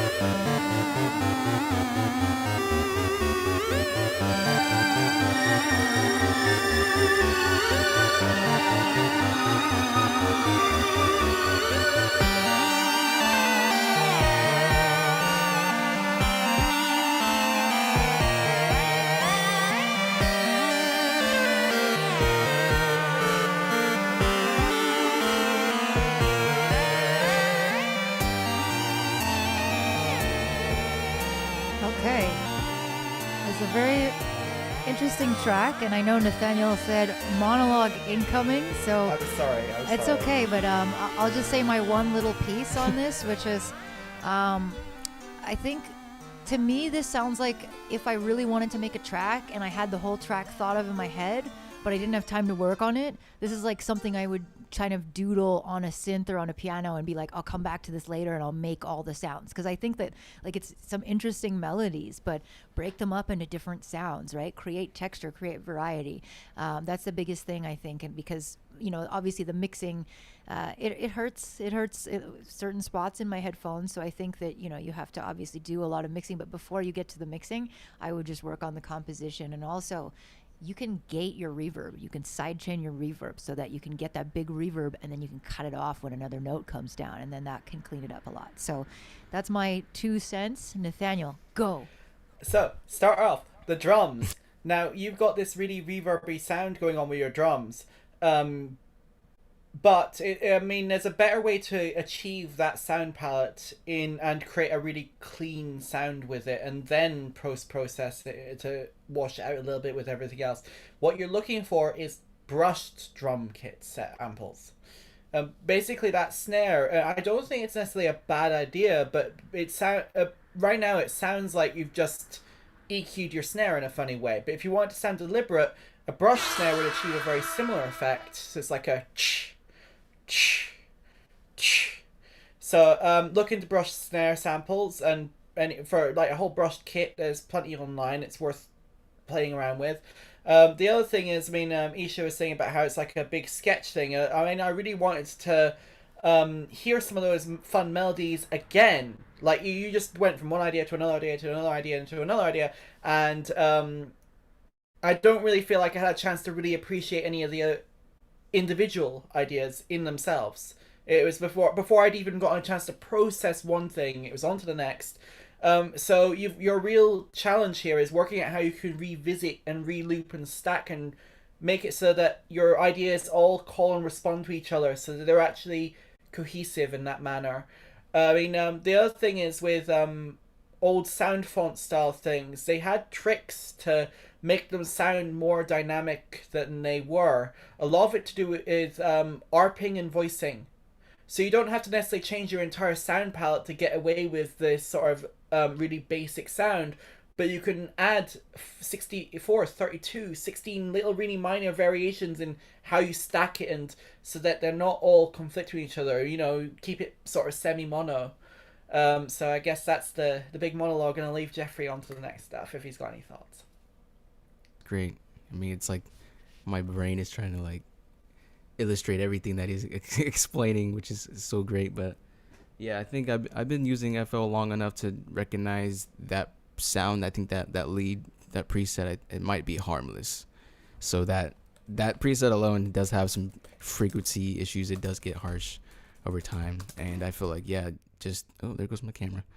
Yeah, just play around with synths. Honestly, just introduce other elements of synths, and probably maybe game sounding or video game sounding synths that are kind of closely similar to that sound, because I was kind of getting, you know, video games vibes, or like Game Boy vibes or something from that. So play around with that and kind of make these elements stand out from each other, so they're not all kind of just one big old thing of one synth, you know what I mean? And the drums, yeah, you can play around with what Nathaniel said about, like, I guess the drums, like the brush sound. I feel like you could also do like sounds that are like big, like a clap that has a big reverb over it, like a boom, and play around with big kicks and reverbs and stuff like that, just to kind of give more ambience and room to the drum sounds specifically. Yeah, there's not too much I'd say here. Just, you know, play with the synths, sounds, go for that video game type sound if that's what you're going for. I gotta use the restroom like real quick, so I'll probably be back in like 5 minutes, so don't mind me, right? Go for it. No worries. Yeah. It's a marathon. We appreciate having Jeffrey here. For those of you who have not heard of Jeffrey, you really should. He has a YouTube channel. He has a lot of stick tunes. He's going to be doing a lot of cool stuff, I am absolutely certain, in the near future. And so, actually, since Jeff is in the restroom and everything, we should go into the segment that we do called plugin of the week, which is basically where we just talk about plugins that we like. Usually they're free, but this week the one I decided to feature was just, this is my favorite compressor, y'all. It's not free, but it is cheap. It's made by Cleve Grand, and all their plugins are really nice, simple interfaces. And sometimes I really think that simpler UI can just like, if when there's too much going on, you kind of get caught up in it visually, or you get overwhelmed. And with this, it's kind of like the simplicity of, like Apple products or just any sort of minimal design, where this core compressor, it has attack, it has ratio, it has release, and it has an EQ on it. But you don't even, most of the time I find that I can just use this as my sort of all-purpose quick compressor, and I don't need to do anything to it. I just like, here's the input, and then you can see, you click this squeeze thing, and then you adjust the output. So it's just a very visual way to look at compression. So like if I just start playing, this is just a loop. So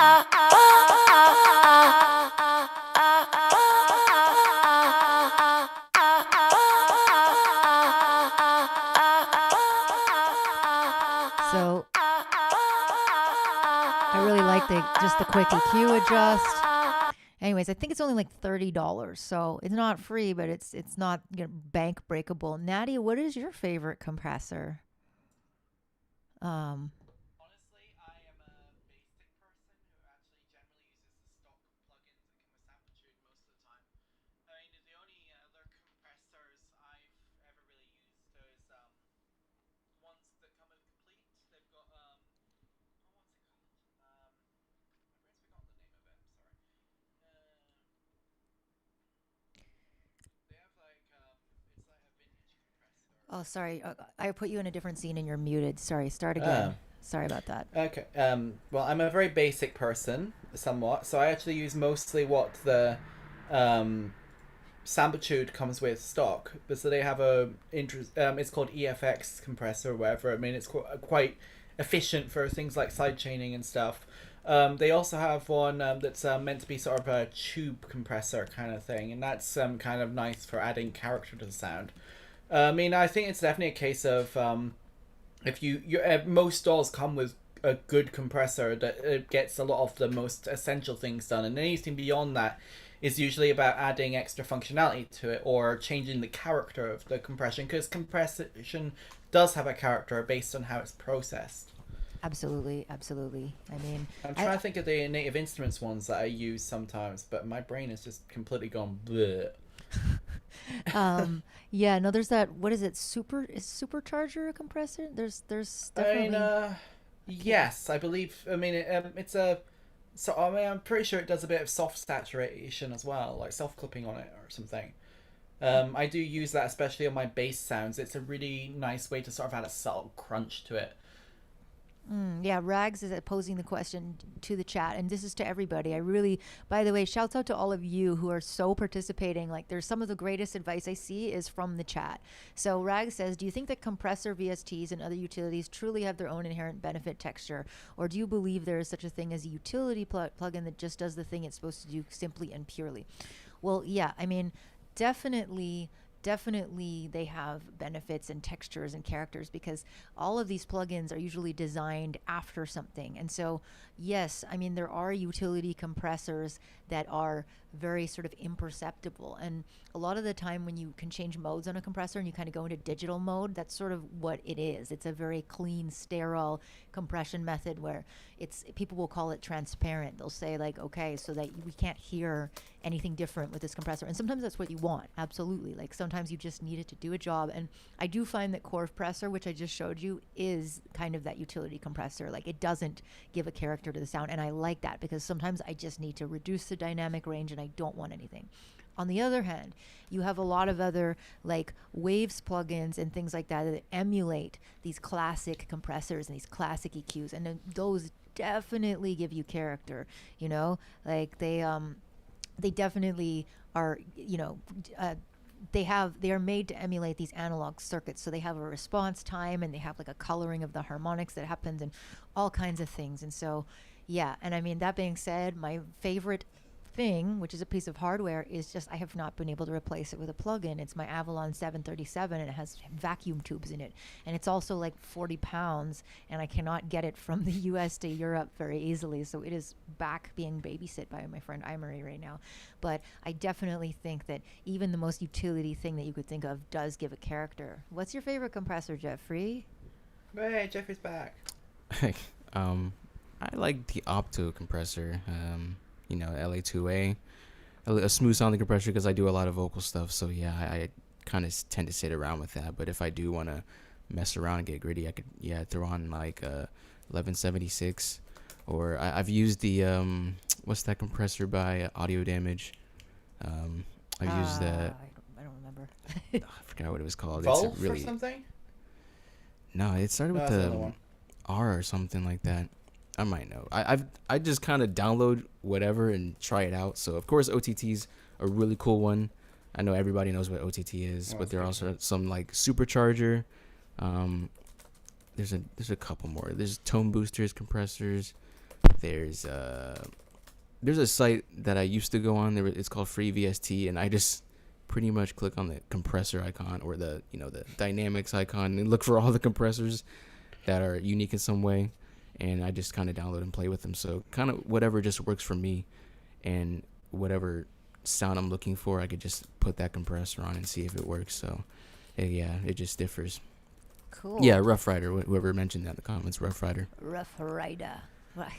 All right, Insane. next up, thanks for waiting, Arrow. We just have our little plug-in interludes that we do every week. So if this is your first time watching Feedback and Friends, we are affiliated with the EDM Production Discord, the Reddit, and with our friends at Audias, and most of all, the channel that we are hosting this on, ILBC TV, which is a live electronic performance competition, but also just a community education channel, and it's just meant for you, for us to all connect, to all encourage each other. Hopefully, if any of you are interested in live performance, I have a lot of segments that I do, teaching people how to up-level their live set, exploring new things. So don't be afraid to reach out if you want to connect and you want to be involved in the show, or maybe you want to be a friend on Feedback and Friends. That is totally possible. Next up, we got Arrow with a track called Stutter Step.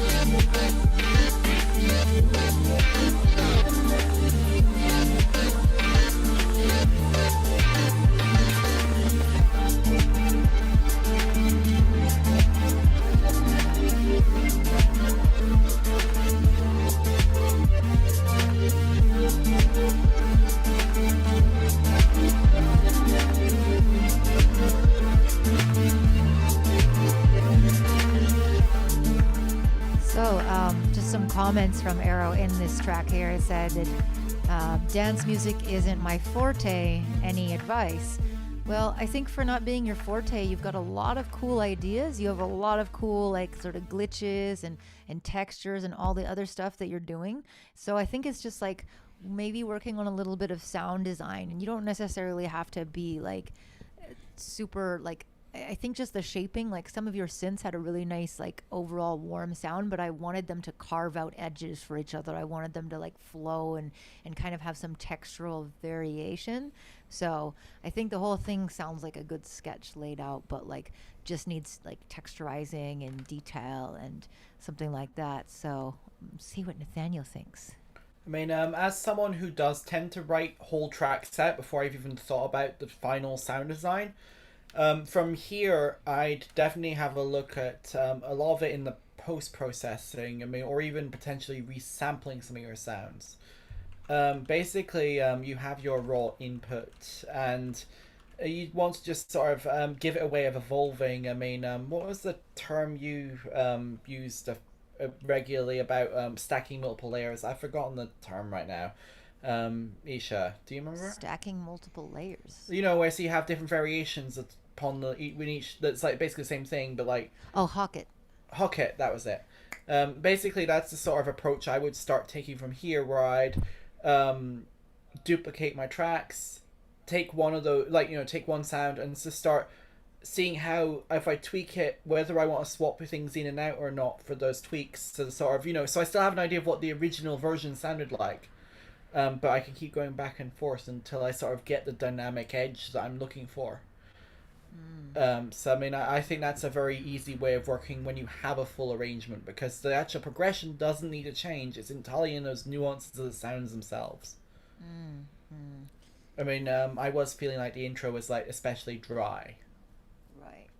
I don't know. Jeffrey? Yeah, I could agree with what Nathaniel said. Just keep playing with the way you're doing your sound design and coming up with new variations, maybe each in every bar or something. The drums could probably need more attention. Maybe some pre-shifted claps would sound kind of cool, and some percussive loops. I'm a percussive loop type guy, so I always like throwing that in just because it adds such a cool sound to the track itself, or especially the drums. But not much to say here, so keep on experimenting and sound designing. Keep on experimenting. Yeah, just have fun. Experiment, have fun. All right, we're gonna whiz through this so that we don't go over time today, because I know Nathaniel's been up late. We've got about maybe 7 or 8 more, but we'll go through. And please, Nathaniel, if you've only got one thing to say, don't worry about how you speak, because everything you say just sounds so warm and friendly. We got Apollo 1 with a track called "Reach You."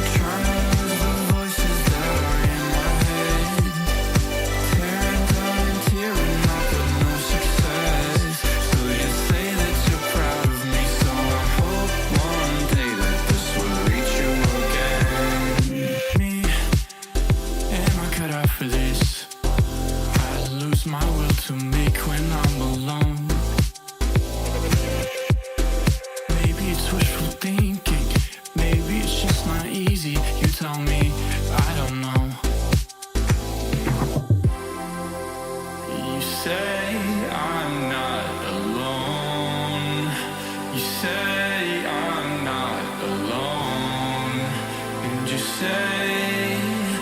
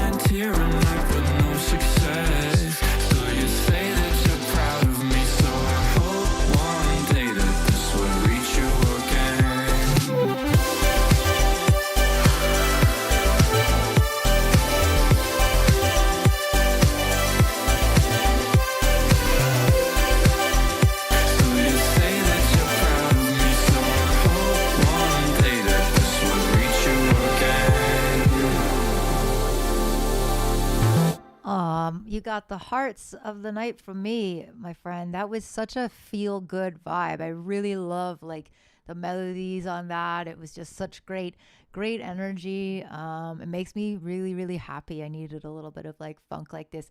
The only thing I wanted was when you kind of went into that last part, I wanted that bass to be even more thick and warm and rich, like maybe some like upper mid saturation or something like that to just warm it up. And I could almost even hear towards the end like little fragments of live slap bass, like almost like a boom boom boom, like just little tiny things that might be super cool, just to give it like a little bit of organic. I know it's maybe not the stylistic expectation, but I think just a random idea. I love it the way it is as well.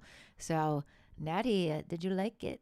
I did like it. I thought it was a very pleasant experience. I mean, I think a lot of the work from here definitely comes with the balance of the song. I mean, your comment on the bass and needing to be thicker is definitely a big part of it. But I also thought some of your highs were just a little bit extreme in contrast. You know, it's like, it's not necessarily that they're piercing or anything. It's just in the relationship between your low end and your extreme high end isn't quite right yet. You have this sense of space, but it's sort of like, we don't really know where we're placed within that space.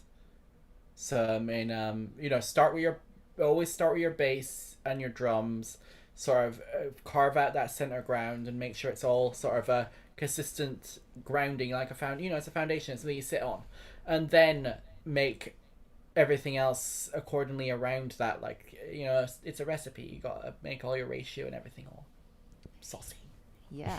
Jeff, what do you think? Yeah, I could agree with what Alicia said about that bass and the slap bass. Of course, I feel like a slap bass by itself in like a section of the song would be really cool, and then like maybe during a breakdown you have that going on, and then going right back into the chorus you could introduce like some deep re-space. It could really move the song and maybe have some side chain going on so it pumps. Yeah, you could try doing those things. Fortunately, on the way I'm listening to this song, I'm not watching it on Twitch, but I listen back on Twitch because Twitch is in stereo, and then on here it's in mono. So I like. It's not supposed to be. I don't know why, but I'm not sure if it's glitching. my connection Who knows? or because I'm looking at the screen. It's like blurry. I'm not sure what's going on, but yeah, it sounds like I was your trying to internet's crying. listen. Probably is, but at least that sound all right, professional-ish mic. But yeah, the track sounds really good.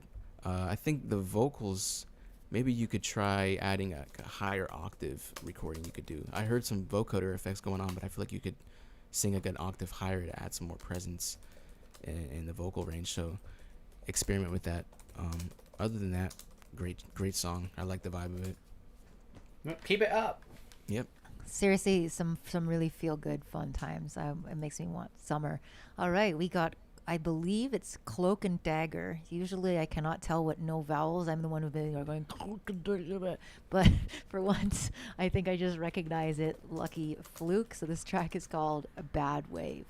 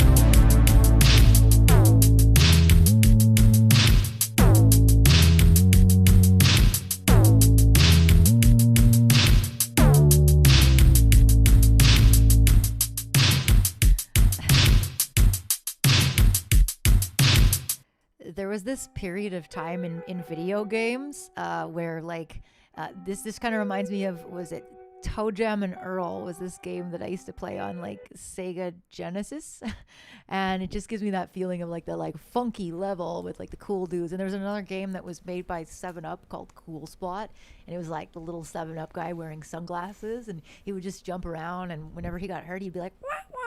And this is kind of like reminds me of something that I would hear in the background of a game like this. Oh, it's the cool guy scene, like kind of from the 1980s. Be careful with your voicings when you play like chords of lots of low notes together. You're gonna get this like crazy resonance. So I would maybe try like just watching like where your notes are on the literal scale, because that will change the balance of your mix even before you put any plugins on it. So I would maybe just play around with octaves or with changing. Oh, do I need to have 3 notes together like this? Could I maybe space them out? So that's my advice. Oh, Jeffrey, close up. Any advice? The drums sound a slight bit squashed. I do like the beat though. I mean, I feel like maybe because the synths and all the synths that are happening around that frequency maybe are affecting the drums a bit, but maybe it's just me. I don't know. Yeah, just work on the mixing and mix at a reasonably low level as far as, bringing the levels down and then seeing what elements do I need to bring up. The bass seems pretty loud itself, so you could probably keep it at a lower volume, and the synths not too bad. You could probably have them just a bit higher, and you could maybe even have them an octave higher, just so it can have a room for that bass to still be there. Yeah, that's all I have to say. Natty? I think for me it's all about your velocities and your MIDI, because right now I can tell it sounds like MIDI, and it's just really sort of simple things. A lot of the DAWs have a randomizer for velocity where you can put in, like, tell it to say 5% difference between where it is now, so instead of 100 it goes between a range. You can actually keep it roughly the same volume but just minor variations. So I'd have a look at that perhaps. The other thing would be maybe playing about with automating your filters on your synth sounds themselves a little bit. You don't have to be too extreme, but you can have it so it's a gradual thing over a course of an 8 bars where it opens up the filter a little bit, gives it a little bit more of a sharpness to it, which, given how dark, like, because these sounds are very dark sounds, there's not a huge amount of high end in them currently, but you can still change that. You can give them little hints of this sort of upper end by tweaking that cutoff. And sometimes it's fun to play with resonance filtering too, but just be careful with that because it can get messy real fast. So I do that only maybe if you have less elements on at once, then you can sort of open up the resonance on your filter and have it go all squelchy. But just play about with it a little bit, just micro variations in your automation curves or whatever, and just help flesh it out. Your drums especially, I think, could do with that dynamic change where it's that rather than everything hitting all the same, you can give it a breathing space where the first kick is not as strong as the second kick, and then it goes back up to the third, so it's like you get an emphasis of your offbeats. I've agreed. Nuanced and wonderful as always. All right, we got a quick one from Danny. It looks like a short whip. Everybody on your feet, pour another shot with me. Everybody on your feet, pour another shot with me. Everybody on your feet, pour another shot with me. Everybody on your feet, pour another shot with me.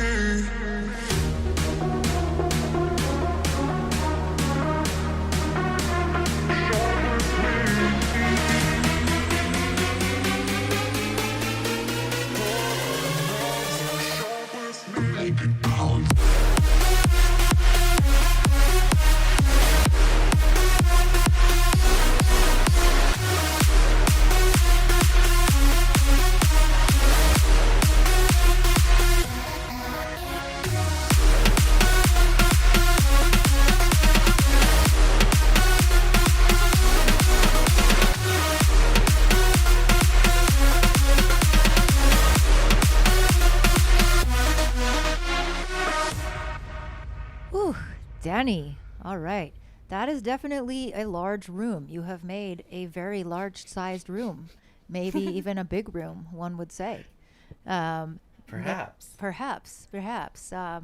I've never really made this style, but to me, I mean, it sounds spot on. It sounds like something that would be in one of those like top 100 DJs, something Van someone's like biggest hits. And I And mean, use the Pride snare. the Pride He's snare, missing the snare. the Nexus, right? All the tools. So I mean, I think it's a cool, catchy hook, and I like the melody of it. So for this style, I think it's like it would be successful. But I don't know, Jeffrey, do you know? Have you made this style? Because I have not really. Yes. Way back in, Are you I was ashamed trying of not this to get fact? into it. Then the moment you get into it, you're like, dang, man, I want to. It's fun, honestly. Experimenting with melodies and chords specifically. Yeah, for this track, I think the drums are good, but the kick, there's a lot of clickiness in it, so just dial back a little bit on the high end a bit. And the percussion as well is kind of loud as far as what I was hearing in my mono mix headphones.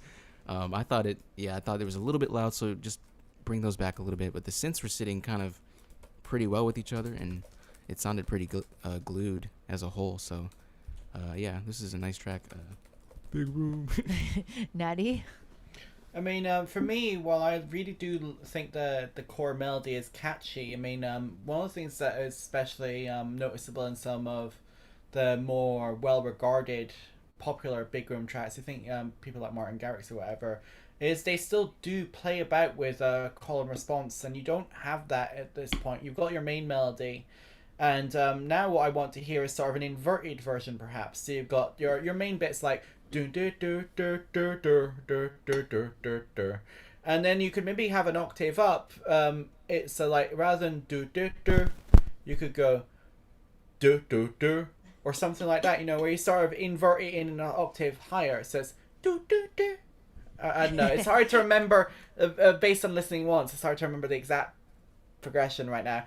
But you know, you sort of get the idea where it's sort of you can go back and forth between the two. Where if you keep it inverted deliberately, it sticks with that really rigid percussive sound that you got. You can maybe even use something like a sort of a flute patch or a marimba or something. You know, depends on whether you want it to be airy or slappy. You know, like a really percussive sort of thing. You know, does like I feel like some fleshing out in that sort of way would lend it a further energy boost and make it more distinct in a really cool way. Amazing. I feel like my artichoke has like become a timer for the show. I finally am getting to like the actual good part, like only like 2.5 hours after starting to eat it. So we have just a few more left. Next up is 17 Pigeons, who apparently is no relation to 17 Parrots. All right, well, we got 34.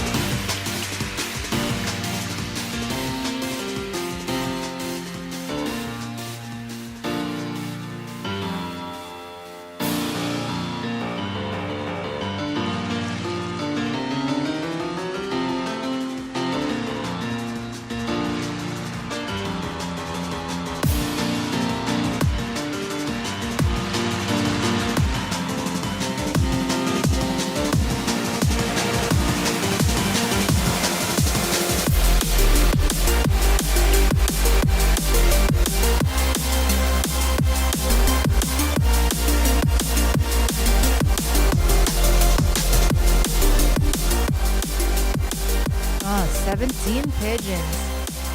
So I think for me, like, this has some really, really sick parts, like these drops. They sit nice. They're in like some pretty good pockets. But the piano part, I'm not so crazy about. I can't really decide for me if it's the sample or if it's just the way it's kind of those like sort of like, I just think that maybe the space it's in could be better, the notes would be better, because it doesn't match the quality of the drops. Like, the drops are good and they're solid and they sit more tightly and I can really get into it. But up until that, it sounds almost like a different producer. You know, it sounds like you kind of collaborated with somebody on the breakdowns that was still like trying to flesh out their idea more completely. So if I were you, I think I would focus on the piano, making it a little bit more interesting. I don't know if you like played it in or if you drew it in, but it's hard to kind of tell. So that's my personal thing, is like, I think the rest of it needs to measure up to those drops, but the drops are tight. Jeffrey? Yeah, I think the piano could use some different change. I think, honestly, maybe it would sound just good with the super saw as the piano, just because it kind of bridges the gap with that other drop that was going on was so crazy, and a super saw could kind of be the call and response for that. And the melody choice too, because it's kind of going from like a happy sounding melody to that sound, that bass sound. So just try to work on, you know, what sounds good with the bass, and also what could be a good substitute for the piano, or if you want to use the piano, you know, what melody you think would work that could lead into that drop. I don't really have, I'm trying to think, I don't really have too much to say, you know, for the drop itself or the whole track, but I mean, just those two things, the piano, the synths, that could work for it. So yeah, I'll pass this to Nathaniel. I think he might be able to help me out. Well, I have a couple of thoughts as well, being just the arrangement of the track. There was that really, really cool switch up into this really dark and eerie sounding drop, and I actually really liked that, but it should come earlier. You basically go out from your first drop into this breakdown and then into that darker drop.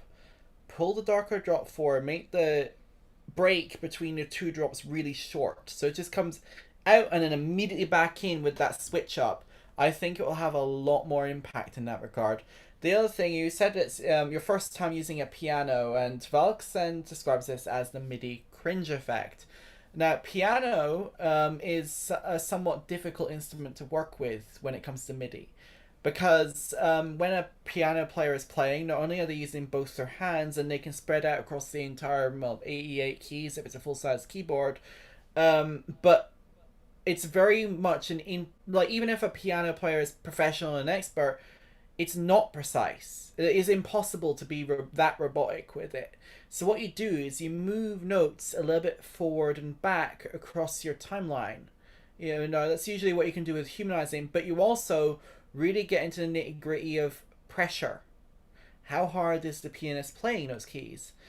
Now, usually, because of the way your frequency range works, a pianist has to play the bass notes of the piano louder and harder than the upper end. One, because they actually have more tension on them, so they have to put more effort in, but also because that's partly by just how it works. To make a bass sound feel louder, you have to push it harder than a high-end one. So that's a really good thing to keep in mind when you're programming out your MIDI, is crank the velocity on your bass notes a little bit harder than your high-end notes. And the other thing is, be willing to alternate your voicing between the two ends of your piano. You know, your bass end of piano doesn't have to play the bass notes all the time. It can switch and play the melody of your piano. But also, what piano bank are you using? Because I'm not really so sure this is the right one for this track. I feel like this track would actually be better with a more cinematic, deeper piano. Totally. Right now you've got a very bright piano. Yeah. I think that's the bright pianos kind of like they're nice for cutting through a mix, but at the same time they're too like cheery and kind of corny for this style. So there's some really good contact libraries. There's one called Noir, which I really like, which is a piano where you can kind of, a lot of those you can adjust like the dampers, you can adjust the material of like what's hitting it, and you can really get deep with your piano tone and you can adjust it. And if you don't have access to complicated libraries, sometimes playing around with really careful reverbs can help. So yeah, I mean, for your first time using a piano, hey, like now you know, like there's just a little bit more trickiness, like Nathaniel said, to that. So yeah, but keep doing it, please. Yep, keep going. Finish it. Keep doing, finish it. Mortal Kombat voice. So next up, we actually have Kurdabir, who's a Spanish producer. I really, I've been in Spain now for a few years, and other than the people who go to Berkeley, I don't meet a lot of electronic producers. So it's really cool to meet and to see somebody. So this is a track called Lepanto.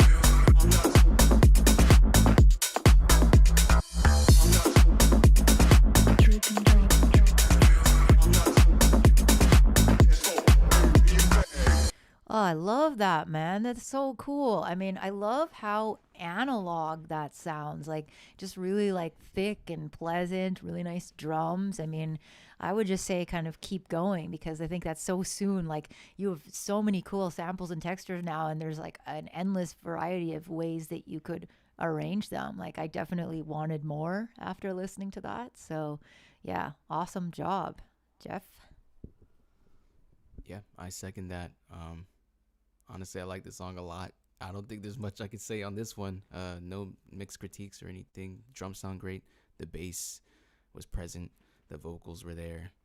And the whole vibe of the track, it was just moving. So, yeah, that's what I got to say. Like, I mean, this is a really groovy track. And I was enjoying it, and then it finished. And then I was like, where's it gone? Yeah. No. Well, that's best feedback, though, really. It's like we want to keep the going. balance was nice. Like, you know, it actually sounded really full, and I was like, yeah. Nice. Probably have a breakdown and then just ramp it back up with a couple of more loops and then go back into that drop. Yeah. And you could have like another drop that's more minimal and dark, that's just kind of like like super minimal and clean. Yeah. Yeah.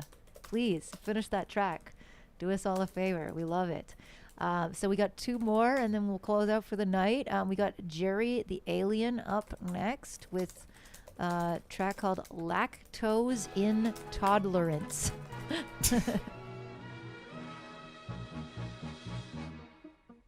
Louis. Hey bitch, don't hand me no ice cream, cause if you do, I'll flash like Lightning McQueen. Leaving you slept, held an ice cream, I mean, I'm the highest being a number that you can't subtract, so I'm not the mean, and that's a math fact. But Butter with some sugar on some bread, yeah, that's a life hack. Yeah, and you bet that shit smacks. Like a pimp to a hoe that should talk back, or like a skim blunt to a whole ass backwater. Like Lizzo to that skinny bitch from Diane Wood. And no, I'm not body shaming. You must just fucking blow for this shit that you claiming. Cause I be like the glow with the Glocks that I'm aiming. Like Flo giving at the best deals in the gaming. When they name me your price tool, that's just like making mouse get tool. Jerry, you're a fool. What a fool, like the fool. And people under the stairs, a dark skinned nigga with the nappy ass hair and the fucked up teeth. And the one stealing shit, hitting licks like a thief. He said, who you talking about? Cause it's so I'ma smoke him down like a wine, like a mile. With the plastic tip, round the E, and then that's a catch a whip on the way to the dip. Cause I'm lactose intolerant. The Uber's on the rise, ain't no stopping it. We're just some guys who despise the government, who rate bodies like violence by the supplement of that green light, but be out the sight when it's black lightning, another ring in the sky.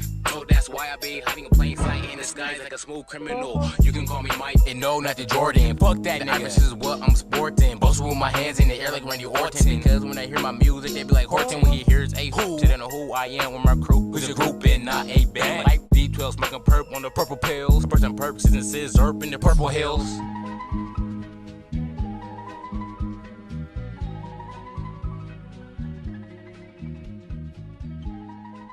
Holy crap. I was not expecting that.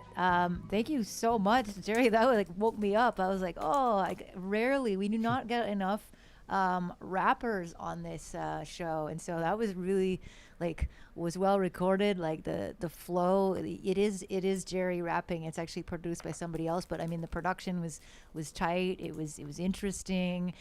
Your flow is really, really sick. I mean, it's crazy because a lot of people like try rapping, but I think you know a good rapper when they kind of start like flowing into the pocket a little bit more, and they almost are off. Like they get so late and then they just naturally slide back in again, and it's such a like exciting feeling. It's like when you see a DJ playing vinyl and like slowly like bringing the track in, like it just, yeah, that is super, super tight. I'm a fan. Jeffrey? Yeah, I really like the wordplay you're doing with the verses and the pronunciation, the delivery. You know, just kind of gave me like the old school Slim Shady vibe kind of thing. It just, that's what I was hearing, and the sample and the beat that goes with it. You really did a good job of executing that, and I like that you kind of, you know, had your own personality with it. So yeah, keep going with that track. If it's done, good job, but keep going. If you have any more changes, add some more ad-libs or whatever, just have fun with it. That video was really dope too. I really enjoyed that. Natty? I mean, I think it was a solid flow. It actually reminded me of some of Kendrick Lamar's work a little bit in the pacing and the use of those sort of old school samples in a sort of with a modern production sound design. So that was really cool. I think for me, the one tweak would be actually not in your primary vocal. I think that's solid. It's your backing vocals, where I think that they need to be a little bit closer to your main in timing. I mean, if you look at, as it reminds me a bit of Kendrick Lamar, you look at how his vocals are processed. They are very, very close together. Like every stack is just really tight, as tight as he can possibly get it without it literally sitting on top of it. So I mean, it's just a basis of sitting there and just nudging things a little bit either direction, just to make sure it's actually stacking and not because sometimes it makes it harder to understand what you're saying. Because there's two versions of you competing for attention. Yeah. But it's like it's just really micro tweaks. It's like it's just so small. It's one of those things that's super tedious. Yeah, totally micro feedback. All right, so I think our next person is probably new, because it was very sad. Bad song because I'm not good at all, but I need feedback. Hey, you know what? We've all been not good at some points. Some days I get out of the studio and I'm just like, why do I do this? And that's, as I said a few weeks ago, it's the should have been a lawyer moment. Everyone has the should have been a lawyer moment, but it will pass. Don't worry. Keep on. This is, I'm not going to, it's by Burr.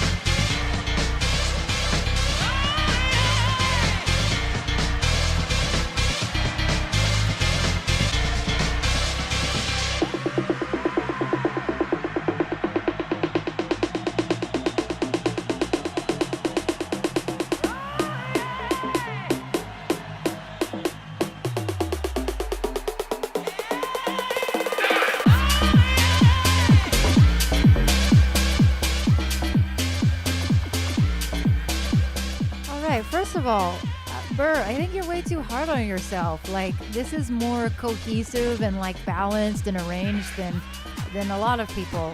So, you know, like, don't crack down. I really like that classic sample. I could definitely see this being sculpted into a festival track. I think it just needs more shaping, you know, like you've got some good elements, like do some filtering, do some like automation, right? It sounds like there might not be like a lot of automation or any automation. So if you've never used automation is a great way to have all these robot hands move all the knobs as your song continues to do interesting things. So, I mean, that's really, I would just say play with it, experiment with texture. Natty, do you have a monologue? No, not quite. I mean, my main point here is intro. Right now your track just goes immediately into the kick and the bass and everything, and that's all cool sounds, but I mean, with house, you want to give the DJ, when he's playing it, a chance to ease into it. So make sure you have with this sort of deep house sound as well, it's totally okay to go really minimal with your intro. So just have everything build up gradually for 16, 32 bars or whatever. Just let it breathe, let everyone get to realize this is the groove that's going on, and then hit them with the full-on bass and the vocal samples, and it's like, yes. So, I mean, I think that's my main point with this sort of track. Yeah, I could go off that too. Just the intro could definitely make it, as long as it needs to be for a DJ to mix into that, and just have a slight kick, a higher frequency kick just by itself. Boom, boom. I mean, obviously that's not what it sounds like, but like a clicky kick. Boom, boom, boom, boom, boom, boom. Boom, boom, boom. But yeah, Sorry, the bass comes in, and then the loops come in, the percussive loops, like I say all the time, and then go into that drop with the bass. It sounds really good too. The drop is pretty solid. It's a nice deep house track. So Boom, boom, boom, boom, boom, boom, boom, boom. Keep on boom, going. Boom. boom, boom.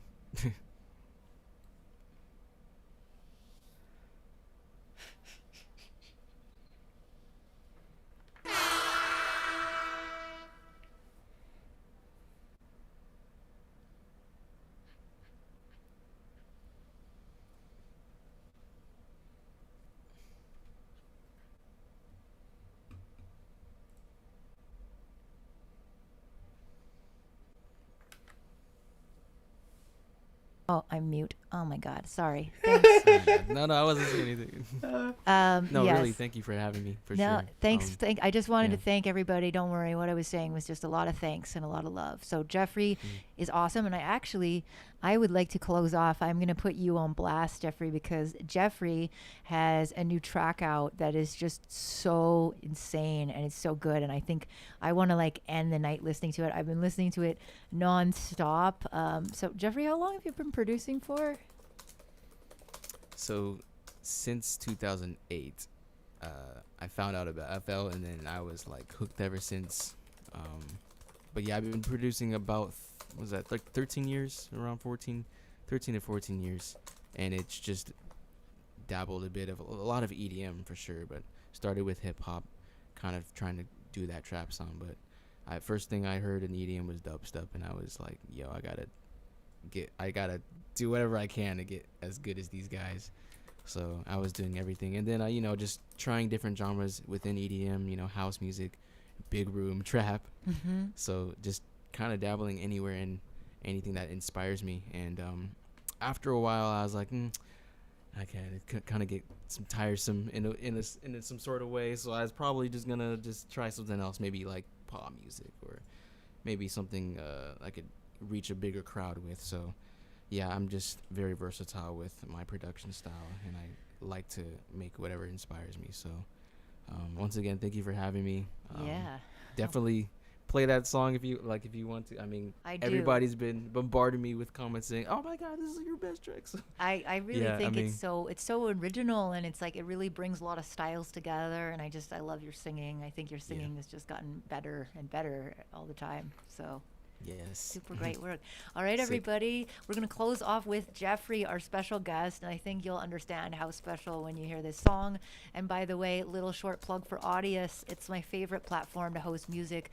please, it's free to sign up. And the thing is, they don't compress and they don't limit the quality of your audio the way that SoundCloud does. So we're going to listen to Jeffrey's track. Thank you so much again for all your amazing feedback. Thank you, Nathaniel. I know you've been tired every week. You're so great. This track is called New Threat. It's so dope.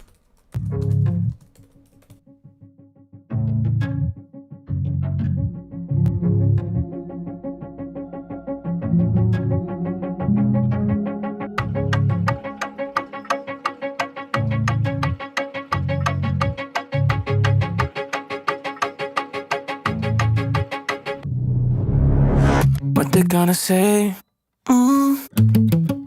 They acting like they never see me.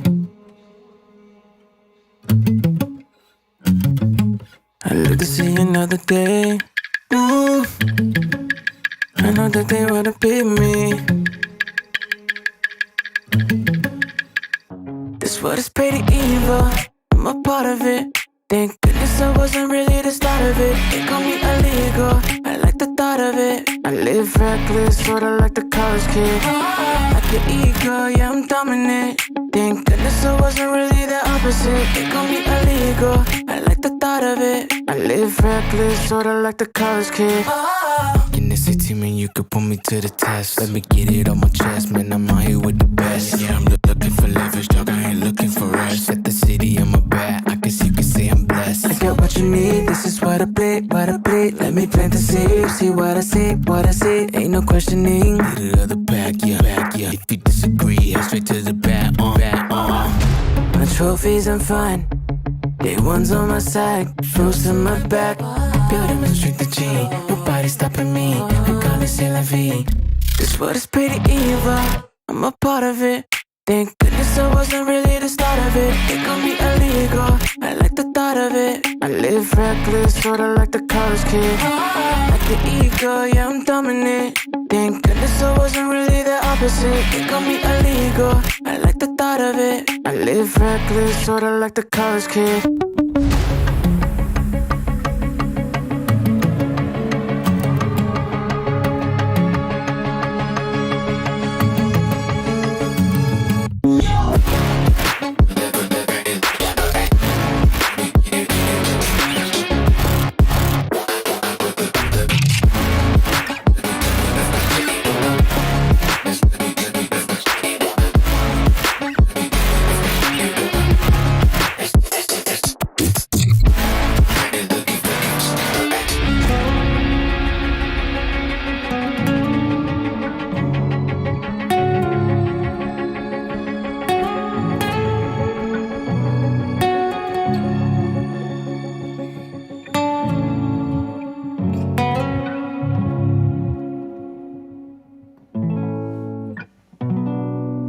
Thank you, everyone. Have a good night. This has been ILBC.